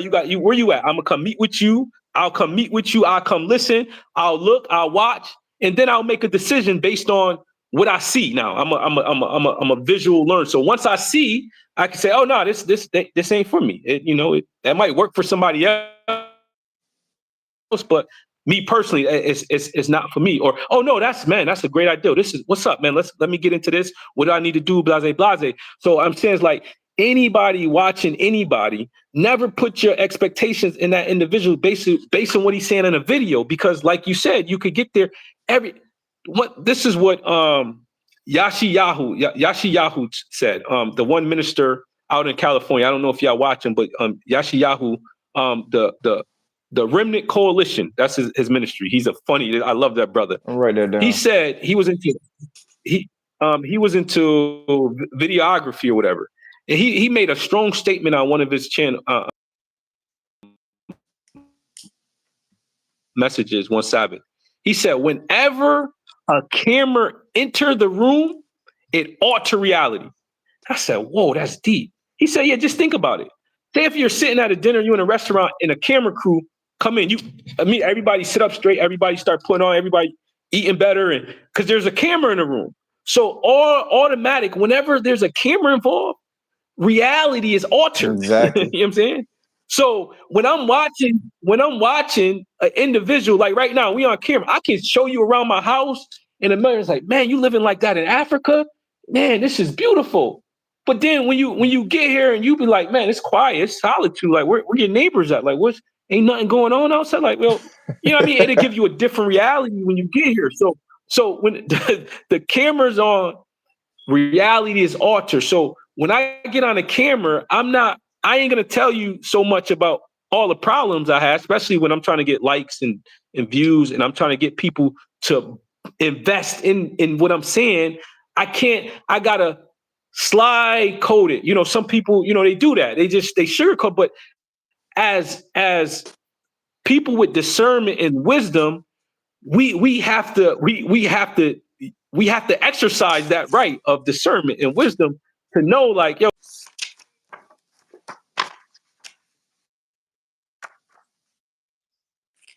doing, I was, and if it's something that I can work with, I'm gonna work with it. So it sounds like where a lot of people get here, they get let down, bro. Yeah. They'll get let down. They'll get hurt. Their expectations will be crushed because they had these expectations on a human being. You know what I'm saying? And give and take, you know, I mean, you know, I wish everybody would be more honest or more truthful or more transparent. Let me use the word transparent. But we live in a world of of cameras. We live in a world of social media. We you know what I mean, where it's just not, everything is not transparent the way we will like it to be. So just for, as a man's sake, any man watching, moving with a family and kids like me, I knew I was coming with a family and children. I'm not putting their liability or their livelihood based on what someone is saying on a video. I'm just not going to do that. I hear you, and I'll take everything you say for face value. I don't call no man a liar. If you told me right now I got $1 million in the bank and you finna build a whole art, bro, I believe you, and man, let's do it.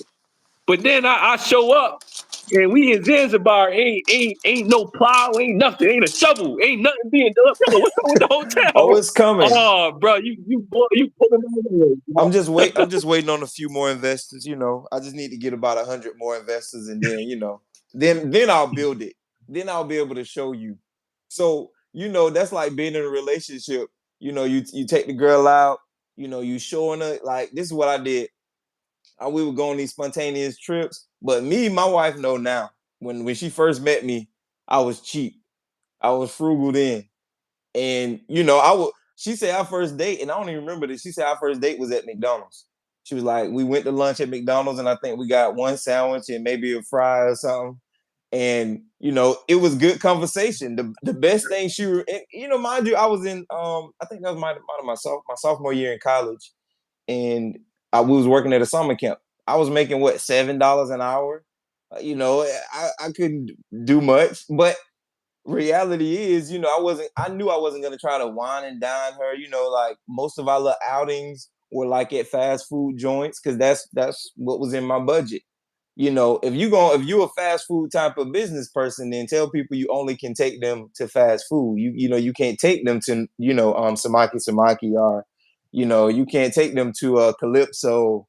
You know, let them know that you're gonna be eating at a chicken shack when you get there. You're gonna be eating, Yeah, you know, at a hut right there with beans and rice. I don't ain't nothing wrong with that, because the best breakfast I've had in TZ was like on the side of the road in a small little structure where a lady is making chapati right there. She got soup, she got beans, you know, broth soup, you know, bone broth, yeah, whatever you want. That was like the best breakfast I ever had. Now, I think my biggest thing is, like, as a business owner, I'm not gonna advertise something I don't have, because I know how much rapport is, and I know how much you know, getting a return customer is. I value that.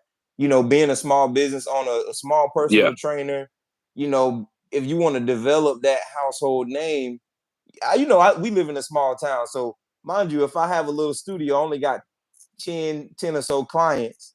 I'm not gonna mess up one client because they're gonna go and tell 100 people, you know, how bad their yeah, experience was.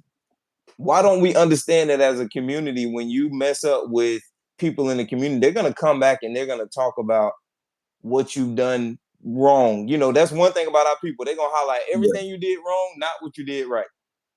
And I think that, yeah, you know, I always take that into consideration. I try to get more detail before I just like believe, every little thing I hear. But like you said, you have to come on the ground and see it for yourself, because your experience, and I told you that too. Even when I told you my experience with a certain group, you said, and we said that, your experience with them may be different than mine. Your experience may be good. Y'all may get along perfectly fine. I had some people say certain things about, Mark and not even Abdul, the one who gave me the rundown on everybody. But I know he had a little situation with Mark at one time too, and he even explained that to me. But it's like, let's just be real with people, man, because people eventually gonna come over there and they're gonna see if you got it or not. They're gonna see what development or what you actually doing. We got people on here, a few people who have like seen our Airbnb and they understand, and we are very transparent people. Like even with you, remember I told you I was like, oh, I don't bring everybody to my house. I don't let everybody come around looking at my house because you actually come over, and I was like, I don't know you, I Yeah, don't know you like that. you hurt my feelings, I'm bro. sorry. Listen, I gotta keep. You You gotta hurt my be feelings, guarded, and man. that's we can be transparent about that. And you invited me into your home. You was like, bro, come around anytime. We just different, and that's okay. People don't Yeah, be offended when people tell yeah. you that. You didn't get. I don't think you got offended. You said I hurt your feelings. hey, hey, it was nothing against you. Like, You just now see me. I don't take nothing personal. I'm a man, bro. So but I'm just saying it threw me for a loop. Like, okay, like all right.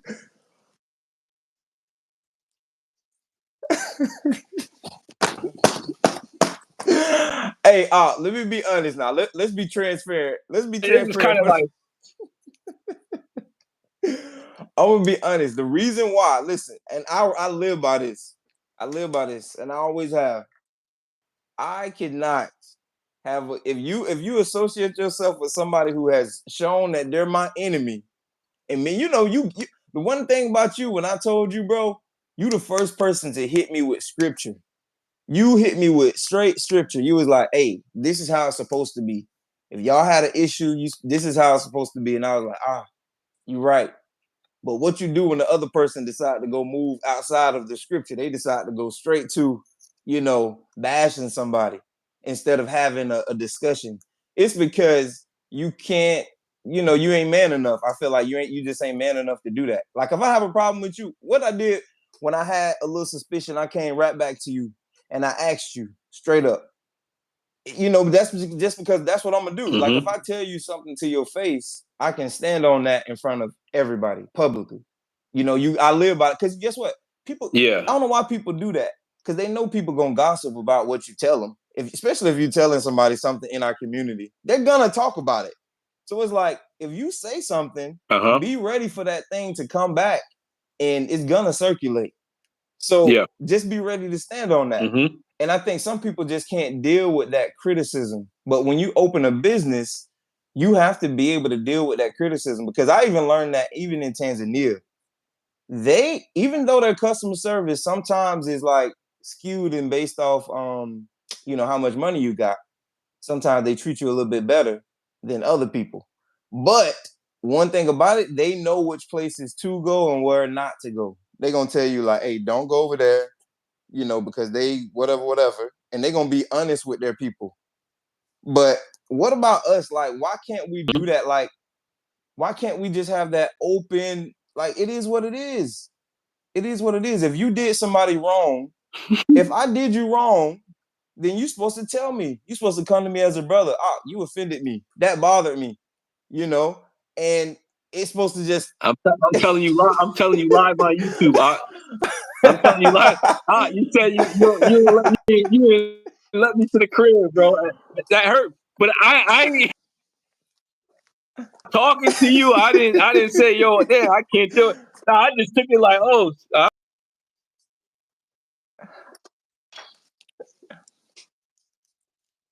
too. You know what I'm saying? I didn't know, it kind of threw me for a loop, but I'm like, because I'm like me, it's like, no, hey, come, man. But hey, you notice I yeah, tried to meet you. I tried not a to public note, man.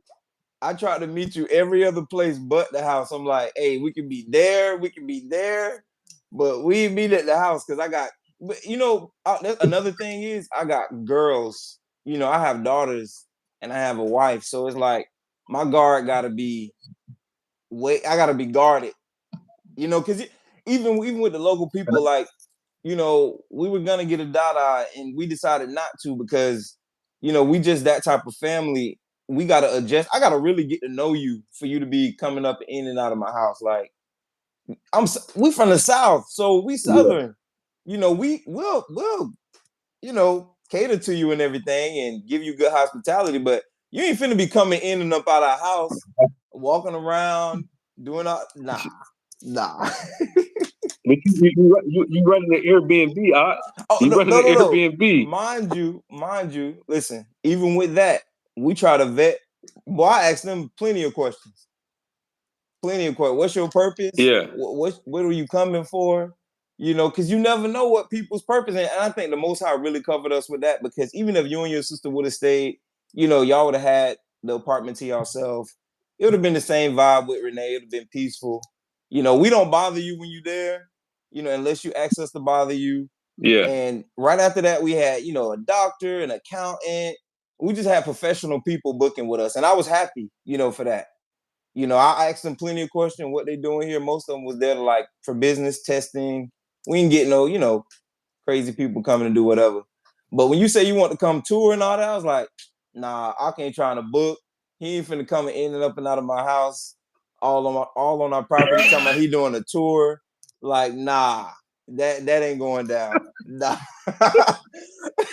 No, that's my honestly, bro. My thing was, let me come check out the Airbnb, and then if we like it, we gonna support. My thing was, we gonna support you. I know you just put it live. I'm like, damn, I'll come support. Like I was just at Renee's house, then we was going, moving around the city and learning in different areas. So my thing was, yo, I come support you, bro. That's what my thinking was. And when you said what you said, I said, oh, all right, cool, shit. Like, all right, the brother. I mean, I Look, when we come back, related where it was like, when I come back in December, man, you said I say what? when I get back over there in December, we got to plan another trip too, because you said you wanted to go. Where you say you headed at? You trying to head to next? I told you I want to go to Zimbabwe though. I do want to go. Oh, you going to Benin? Yeah, because Benin is now trying to pass through legislation, citizenship for the African diaspora, where you can get a 3-year visa. You only got to stay there for like 3 days, 6 days, or something like that. That's something I've been following. So once that goes through and it's legit, because I hear a lot of people saying things and it never happens, then I'll go to Benin and stay the time period so I can get that Benin passport. Okay, that'll be dope. Hey, I might be going over there with you because I'm trying to see what that. And I always tell my friends too, man. I want Tanzania to be our home base. Where we can have a spot and have land. At the beginning, and then I want to be able to go to different countries. I don't want to be, I feel like it's way more Africa. Like you said, it's so big and vast. Like I want to see, and I'm with you. I want to have Airbnbs in South Africa. I want to have Airbnbs in Ghana if possible. If I can do that, without having to like set up officially. Because a lot of people I found out that have Airbnbs in TZ, they don't even have businesses registered with Tanzanian government, because you don't technically have to do those certain things if you living abroad. If you're not living there, you don't have to have a work visa, especially if you're working with people that citizens, that's going to take care of the property for you. If you own it, not own it, but like if you're Yeah, renting it, doing renters arbitrage. I think somebody asked if we purchased the Airbnb or if we rented it, but we rent the property, and then most landlords will we give rent you, the property, yeah, most landlords would give you permission. then you can put it on Airbnb. Um, so yeah, that's the good thing about Tanzania is that they don't the it's not a lot of politics here. Here is just bring me the money. That's why I love it here in a sense of you got money, I ain't got to fill out no application and do all that. Like South Africa, you got to go through application process and do all that, like sort of like in the US. But here it's money talk here, man. You get with a Delali or you get with owners and And if you got the money, hey man, you get the keys, man. You paid me 6 months, a year in advance. Like Renee got a 10-year lease, so you can rent a property as long as the landlord is willing to lease it to you. Hey, here, 10 years of payment. Here you go. It's mine. I'll see you in 10 years, buddy. And then you can do whatever you want. You can be in Jamaica, you can be in Honolulu, Thailand, wherever you want to be. And, and that property can be generating money. Like in South Africa, I seen some property. They said, yeah, you can Airbnb these properties.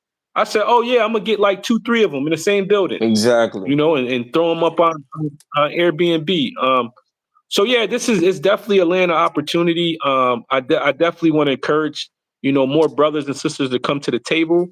And we me and you can lead some sort of movement and come together as brothers um, and guide the people in the right direction. Come together, from a business perspective. I'm a businessman. I've been running businesses since I was 11. You know what I mean? From legal to illegal. I got experience and a broad experience of running businesses.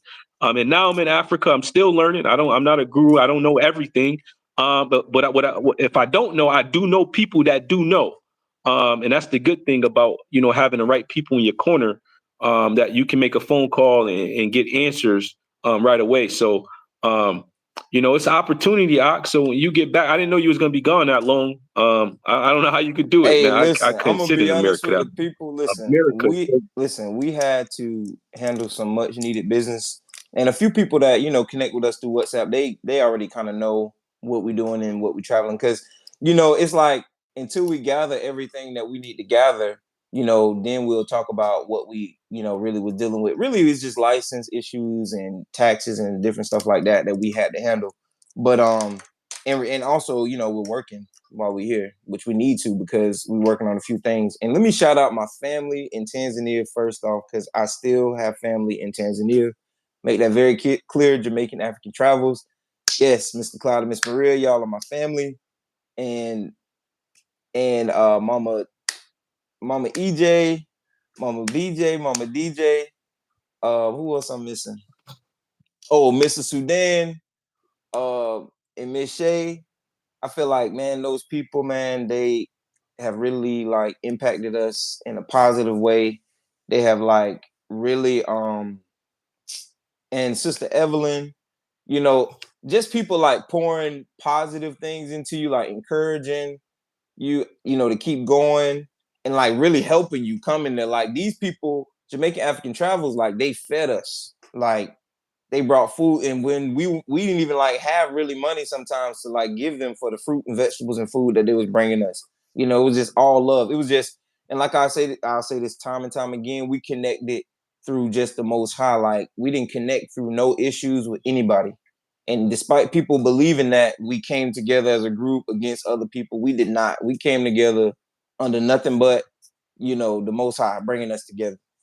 But either way, uh, me and you gotta Did do. you do you still got your Oh, hold on, real quick question? You still got your apartment here, your house here, or you let your house oh, go? you can't. How I'm gonna do that? We paid that shipping container $9,000. What we gonna do with all of our stuff, man? Okay, Come on, okay, come on. because no, I'm just like you said, you'd be back in December. That's a long time to be gone and paying rent somewhere Okay, else. That's a so long look, time. let's tell the people, because rent is so affordable, you can pay it up 6 months. Our rent is only $299 a month.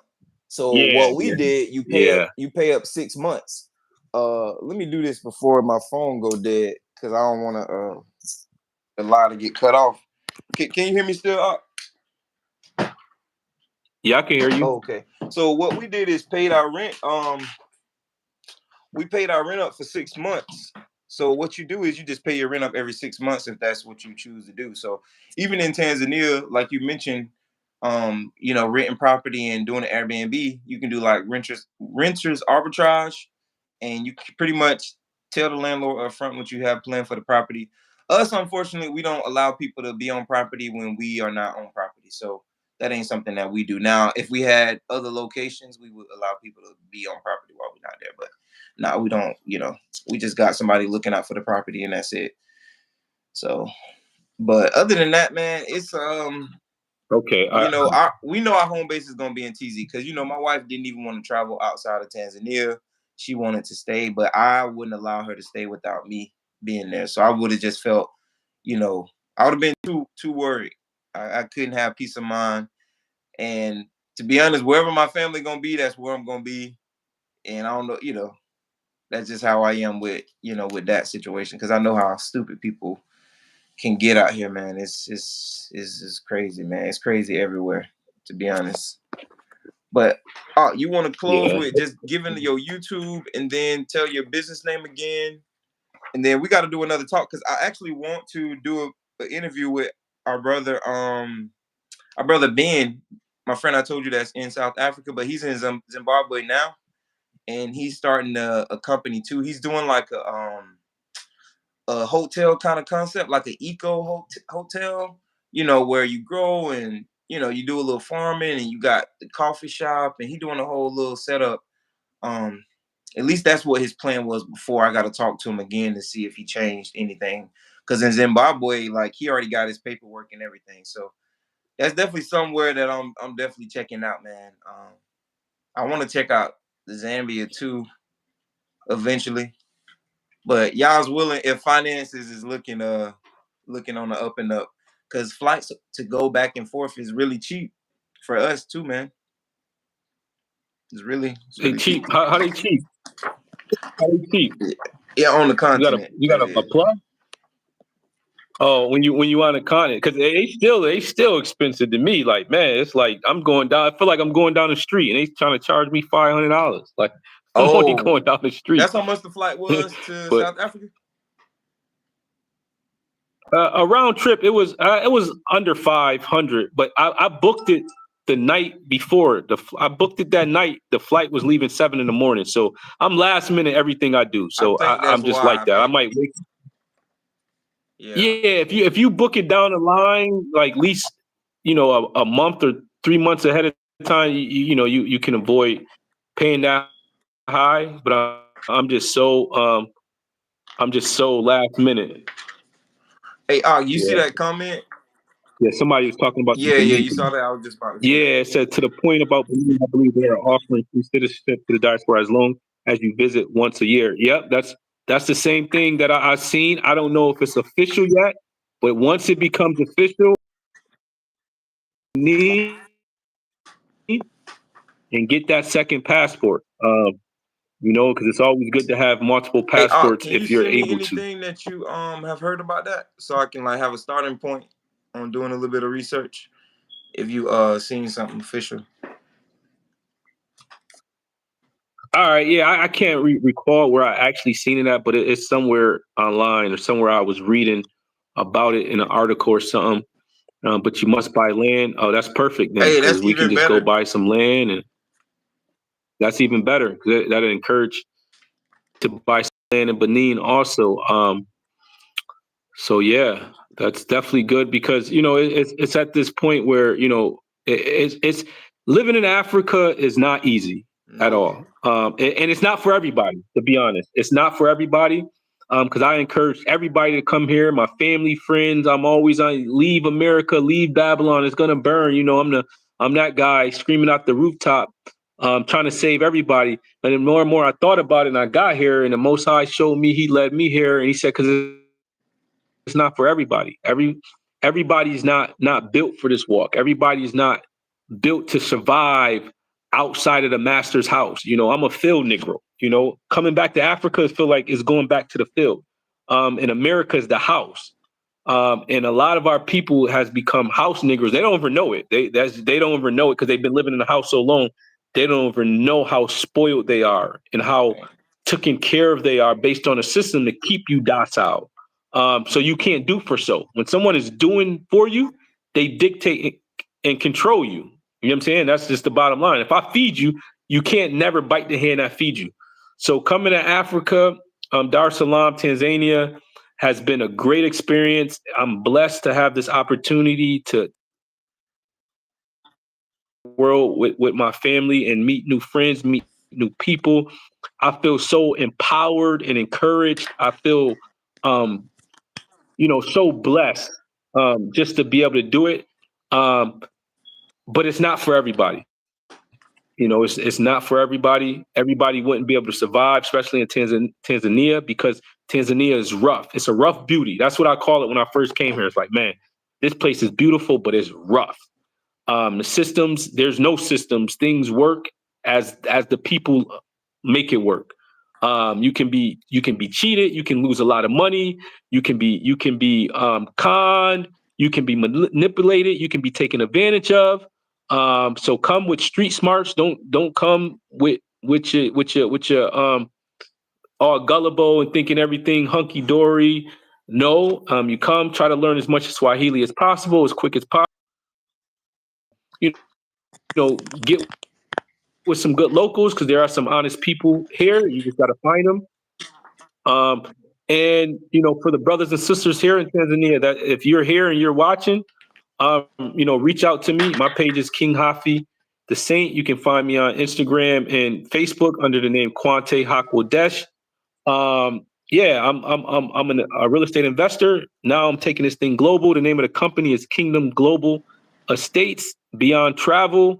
So it's a travel agency mixed with real estate investment because I want to take you beyond travel. I can get you over here. I can show you Dar es Salaam. I can show you Zanzibar. But before you leave, I want to show you some investments where you have the opportunity to build generational wealth here in the land. So yeah, that's my spill, and I look forward to further building with you. I forgive you for not allowing me coming to your home. No love lost. Man, you gonna kill me with that now, man. You gonna kill me with that. But no, man, let's make something clear. Quante has business. Quante has business mindset because he has done business outside of Tanzania. He's established his business. He's done business. He know how to do business, and I think that's important to understand when you're dealing with certain people. Figure out you got to do a background check on some people, man, because some people just Google. They get all their degrees from Google. I ain't saying degrees, excuse me. You don't have to have a degree. They get all their information from Google. And like somebody just told me, the information about Benin is online.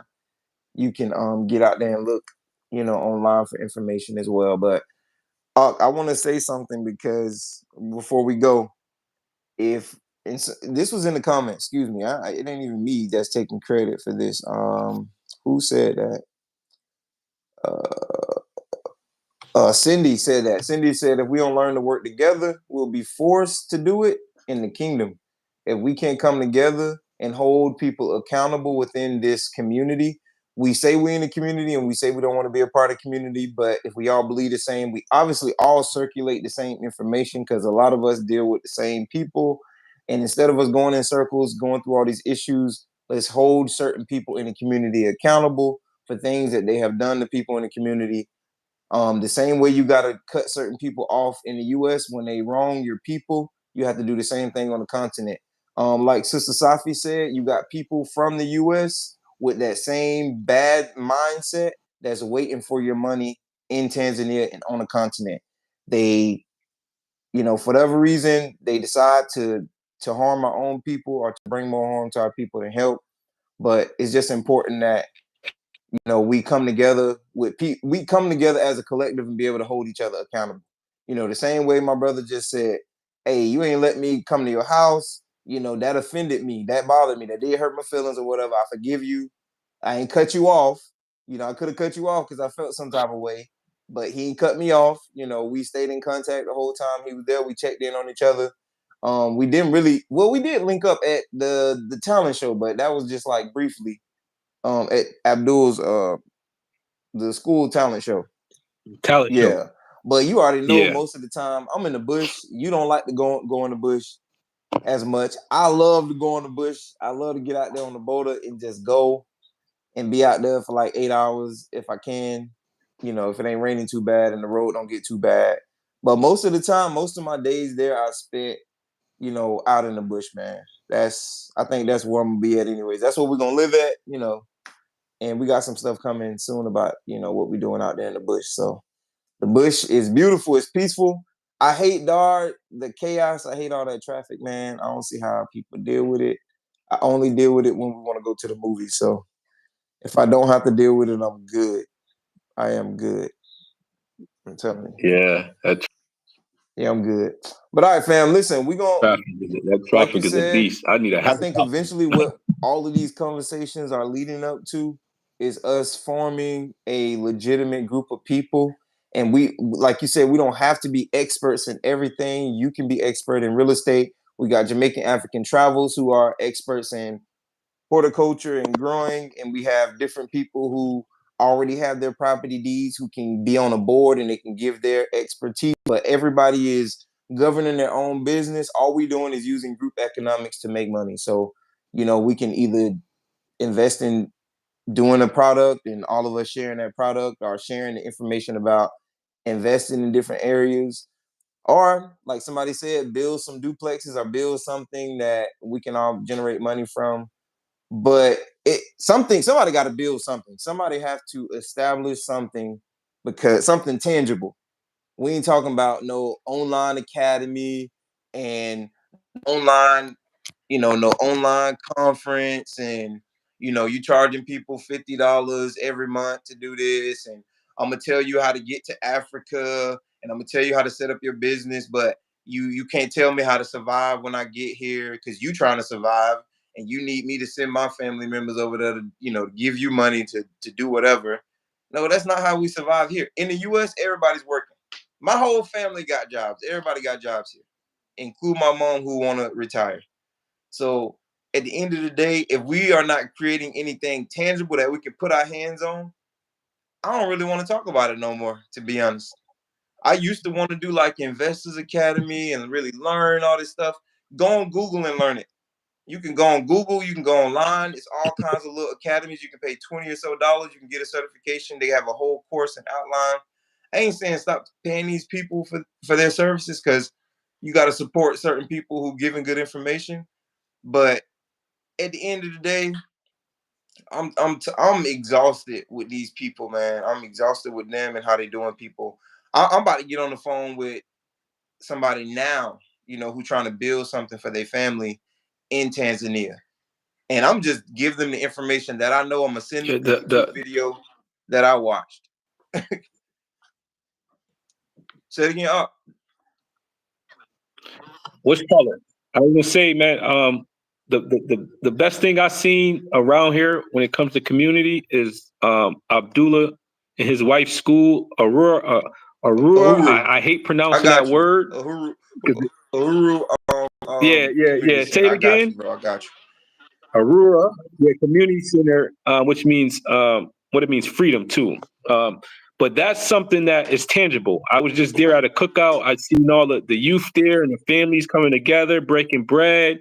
It was beautiful, and it's room for expansion. I connected with a brother in Dodoma that has 18 acres of land. He's trying to build a school up What's there. his So name? What's his you know what I name? mean. And Because whatever we take. what's his name? Um, yeah, I can't remember his name off the rip, but I went up there for an interview at one of the schools he was working at. Oh, okay. Yeah, he was just telling me because he's the director of the school, but he was like, "Yo, I'm not gonna be working here all my life." He like, my goal is to build my own school for our people and come up with our own curriculum. Um, so it's just bringing the people together, and there's nothing better than us to come to, especially as the people, especially as Hebrew people. One of the visions I know the Most High has shown me that it starts with the school, man. It starts with education, so we can educate the next generations that's coming up into the truth of knowing who they are as an identity and knowing who the Father is and knowing who we are as a nation of people. So if we need, like you said, something tangible, we can come together and help Abdullah and his wife grow that school. Like I see the potential. I see kids graduating now. It's, man, with a little with the forces behind it. Man, that thing can be great. It can be great, and it's something that's already established. You know what I'm saying? So it's like you ain't got to go reinvent the wheel. It's here. It's been running for years now. But as you know, here, man, it's hard to sustain stuff when you don't got grant money, you don't got funding, you don't have the investors behind you. The support. Yeah, man, I understand that. Yeah. Yeah, I mean, I'm gonna just give Abdul another shout out too because he warned me about a lot of things on the land. When I got there too, he gave me some good information, and I'm telling you, none of his information was false. About different lawyers, and I know he didn't talk to you. Yeah, I He agree. he gave me some good. He gave me some good, solid information, and at the time, and he can be a testament. Even still, I remain loyal to certain people just out of respect for the community. I did. I still remain loyal in, remaining loyal and not really looking into it even more. Still, got me stepped on. But I'm okay with somebody being big online. You could be big online, but you ain't big in person though. So I could just leave it at that. I ain't got to go into no details. I want to somebody wrote something. Does he does Does have a YouTube Abdullah have a channel? YouTube channel? Yeah. They have a they're on Instagram. That's where I follow them at. Um what's it called? Can I leave a let me see if I can leave a comment. Yeah, I think you can. Because I want to say they're on YouTube as well. I think they're on YouTube as I, well. Um, their Instagram is, say the name of the Yahoo. school. It's let me look. Yahoo Yeah, Community Center you see on it. Instagram. UAURU Let me see. Community Center.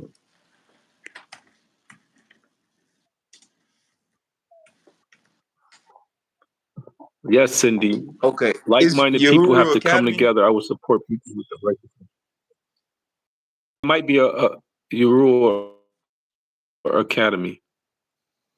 Let me see.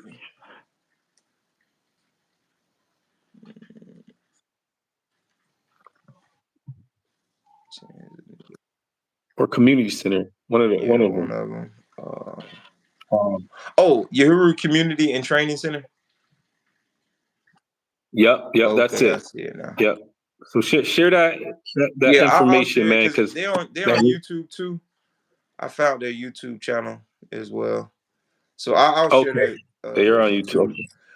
Um, I'm just so you in this community, this Hebrew community in Tanzania. It's a small circulation of information. It's like most people who come to Tanzania, they connected with the same people, or they connected with people that know those people, and you know that just let us know it should be easy for us to connect in truth and holding people accountable because that's what it's going to take at the end of the day, accountability and moving with integrity, because if you ain't doing that, then you ain't doing nothing. So me, on the other hand, the way I move in integrity is when I don't know something, I say I don't know, and if I can't help you with something, then I send you to somebody who I think that could help you. And I don't mind shouting out other people. I think I've been like that my whole life. I always gave props and gave credit where it's due because that's just how I am. Even though people don't do the same thing to me in return, even some of my family don't do it for me. They don't shout me out. They don't, but the Most High said that you're supposed to let somebody else brag on you about, who you are at the end of the day and do the bragging for you. You shouldn't be out here boasting and bragging about what you are and what. At the end of the day, some people think that we want to be all high mighty with this YouTube stuff. I don't care about this YouTube stuff. I really do it because people encourage me to do it. And when we started documenting, I've been on, like I said, I always say, I've been on social media for my businesses, but I don't really care about that stuff. Like, even on when I was there, a lot of people, leaders were encouraging me to like grow the channel. They said, grow the channel so you can make money. Well, YouTube already sending me these emails about certain content, on your page. So at the end of the day, I know somebody gonna say something that invalidates the possibility to make money from YouTube. And you got to be prepared for that. You can't say you're gonna rely on YouTube to make money. You can't get mad at people, for not supporting. That's just be honest, man. we know people in our own family and community not going to support us. It's going to be strangers that support us first. So I seen a realtor, and you might know her. Her name is Ashley Wilson. She's from Polk County, but she's a realtor and an investor too. I think. Yeah, she's a real estate agent and she's like an investor. She do like investment properties, but she put a post up. She was like, instead of marketing yourself in places where you know that people are not gonna support you, or you got people in your own community that's not gonna support you. Maybe you should market yourself in areas where you know that is gonna be. That's just smart marketing. You market yourself. You research and you find out exactly where you feel a need at, and people need your services, and then you market yourself there. Stop trying to market yourself in areas where you forcing people to support you. And I feel like in this community, we have to create something where we don't have to do that. We don't have to force, ourselves on, doing business in TZ. We gotta. It's gonna be us marketing to another country. I'm pretty sure, like export and import and export. And I know I gotta call this guy back, man. He actually have a logistics company too, and I think Jamaican African Travels knows somebody who just who has a logistics company too. But that tangible product, man, if we don't figure out how to get it in and out of the country and create a business, then we just won't make it, man. It's we we ain't gonna make it, Yeah. bro. So right now we got Moss. I done partner with Abdullah to move to CMOS. So if anybody, I don't care where you at in the States or whatever, or somebody that's into the health products, we got purple and pink sea moss ready to be shipped to you for a really, really nice price. And I also got a Dar es Salaam city tour coming up in November. If anybody interested, if you're looking to get over here to visit first and to check some things out so you can see it with your own eyes and touch the soil. We got a tour coming up in November. You can reach out to me on WhatsApp. My number on WhatsApp is 1+1 315 952 318. Just send me a WhatsApp message, stating who you are and you came across it on this video. Once again, that number is 1-315-395-2318. That's my actual WhatsApp business number. So that's not a jive number. You're gonna reach me personally. If you just wrap it up, maybe you got questions, or maybe you got some business ideas, or you want to come on this tour that's coming up in November. Whatever it is, you need a place to active Airbnb. Here I could give you the offline discount. We could cut the middleman out if you want to come directly to me. And I also have some connections in South Africa where I'll probably be headed back So, there in a you couple more got your weeks from now. Airbnbs live right now? Yeah. Okay. You have the links. You want to put up the links or no? Or you can send them to me and I can put them up. It's up to you if you want to share them. You can add them. All right. Yeah. I can just send you the link. I have to go to my phone and get it. Okay, and And I I don't want to even be also live say right this. now. Listen, So y'all see Quante face. Y'all see, him, bigging up his Airbnb and his services. We're gonna hold him accountable. He's gonna give y'all amazing customer service. And if he don't, y'all come back and that's a y'all fact. tell me. And guess what? I'm gonna talk about him too. So if he don't hold up his end of the bargain, y'all come back and you tell me, and I'm gonna talk about him just like I expect people to do me if I do them wrong. So just like we do reviews, I'm big on reviews because we had a juice bar and cafe and a gym. People gave us public reviews. I think that's something that we need to implement. On Airbnb you can give reviews anyways, but you know, Yeah, y'all yeah. we gonna I create just that. got my first review. Go read it. Go read it. I just got my first review. Go Okay. read it. It's a good one. All right. So send me the It's links. a I'm gonna good one, post. man. I'm gonna post your Airbnbs and that way people can, because I know it's a lot of people that's traveling from this time. You know, it's a lot of people traveling because I didn't had a lot of hits. I had to take our Airbnbs offline. because we kept getting inquiries. So I think it's another like little busy season that y'all gonna have soon too. In what is it? In November? Oh, October. October, you're gonna have a little busy season because flights are cheaper, and I don't know about November. I don't really know. I know October is one of those months that you're gonna have a lot of people traveling.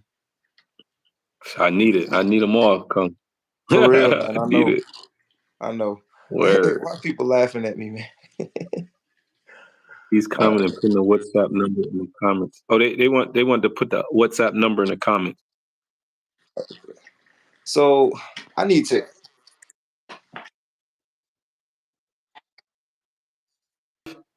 hold on. 395-2318.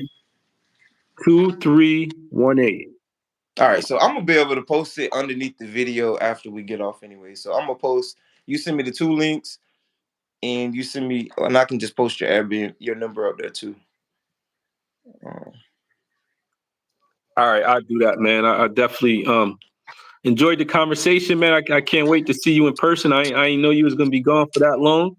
But you guys stay safe. Florida hurricane season, man. I know how that gets down there. Um, yeah, man. I look forward to the future, man. all right, we gonna talk again. We got me. Gonna talk. We're gonna talk on the back end a little bit too. I gotta tell you something. But yeah. All right, fam. Y'all All right, bless. cool. We'll talk to y'all later. Thank All y'all. right, shalom, man. All right. All All right. right, Let's see how they. peace.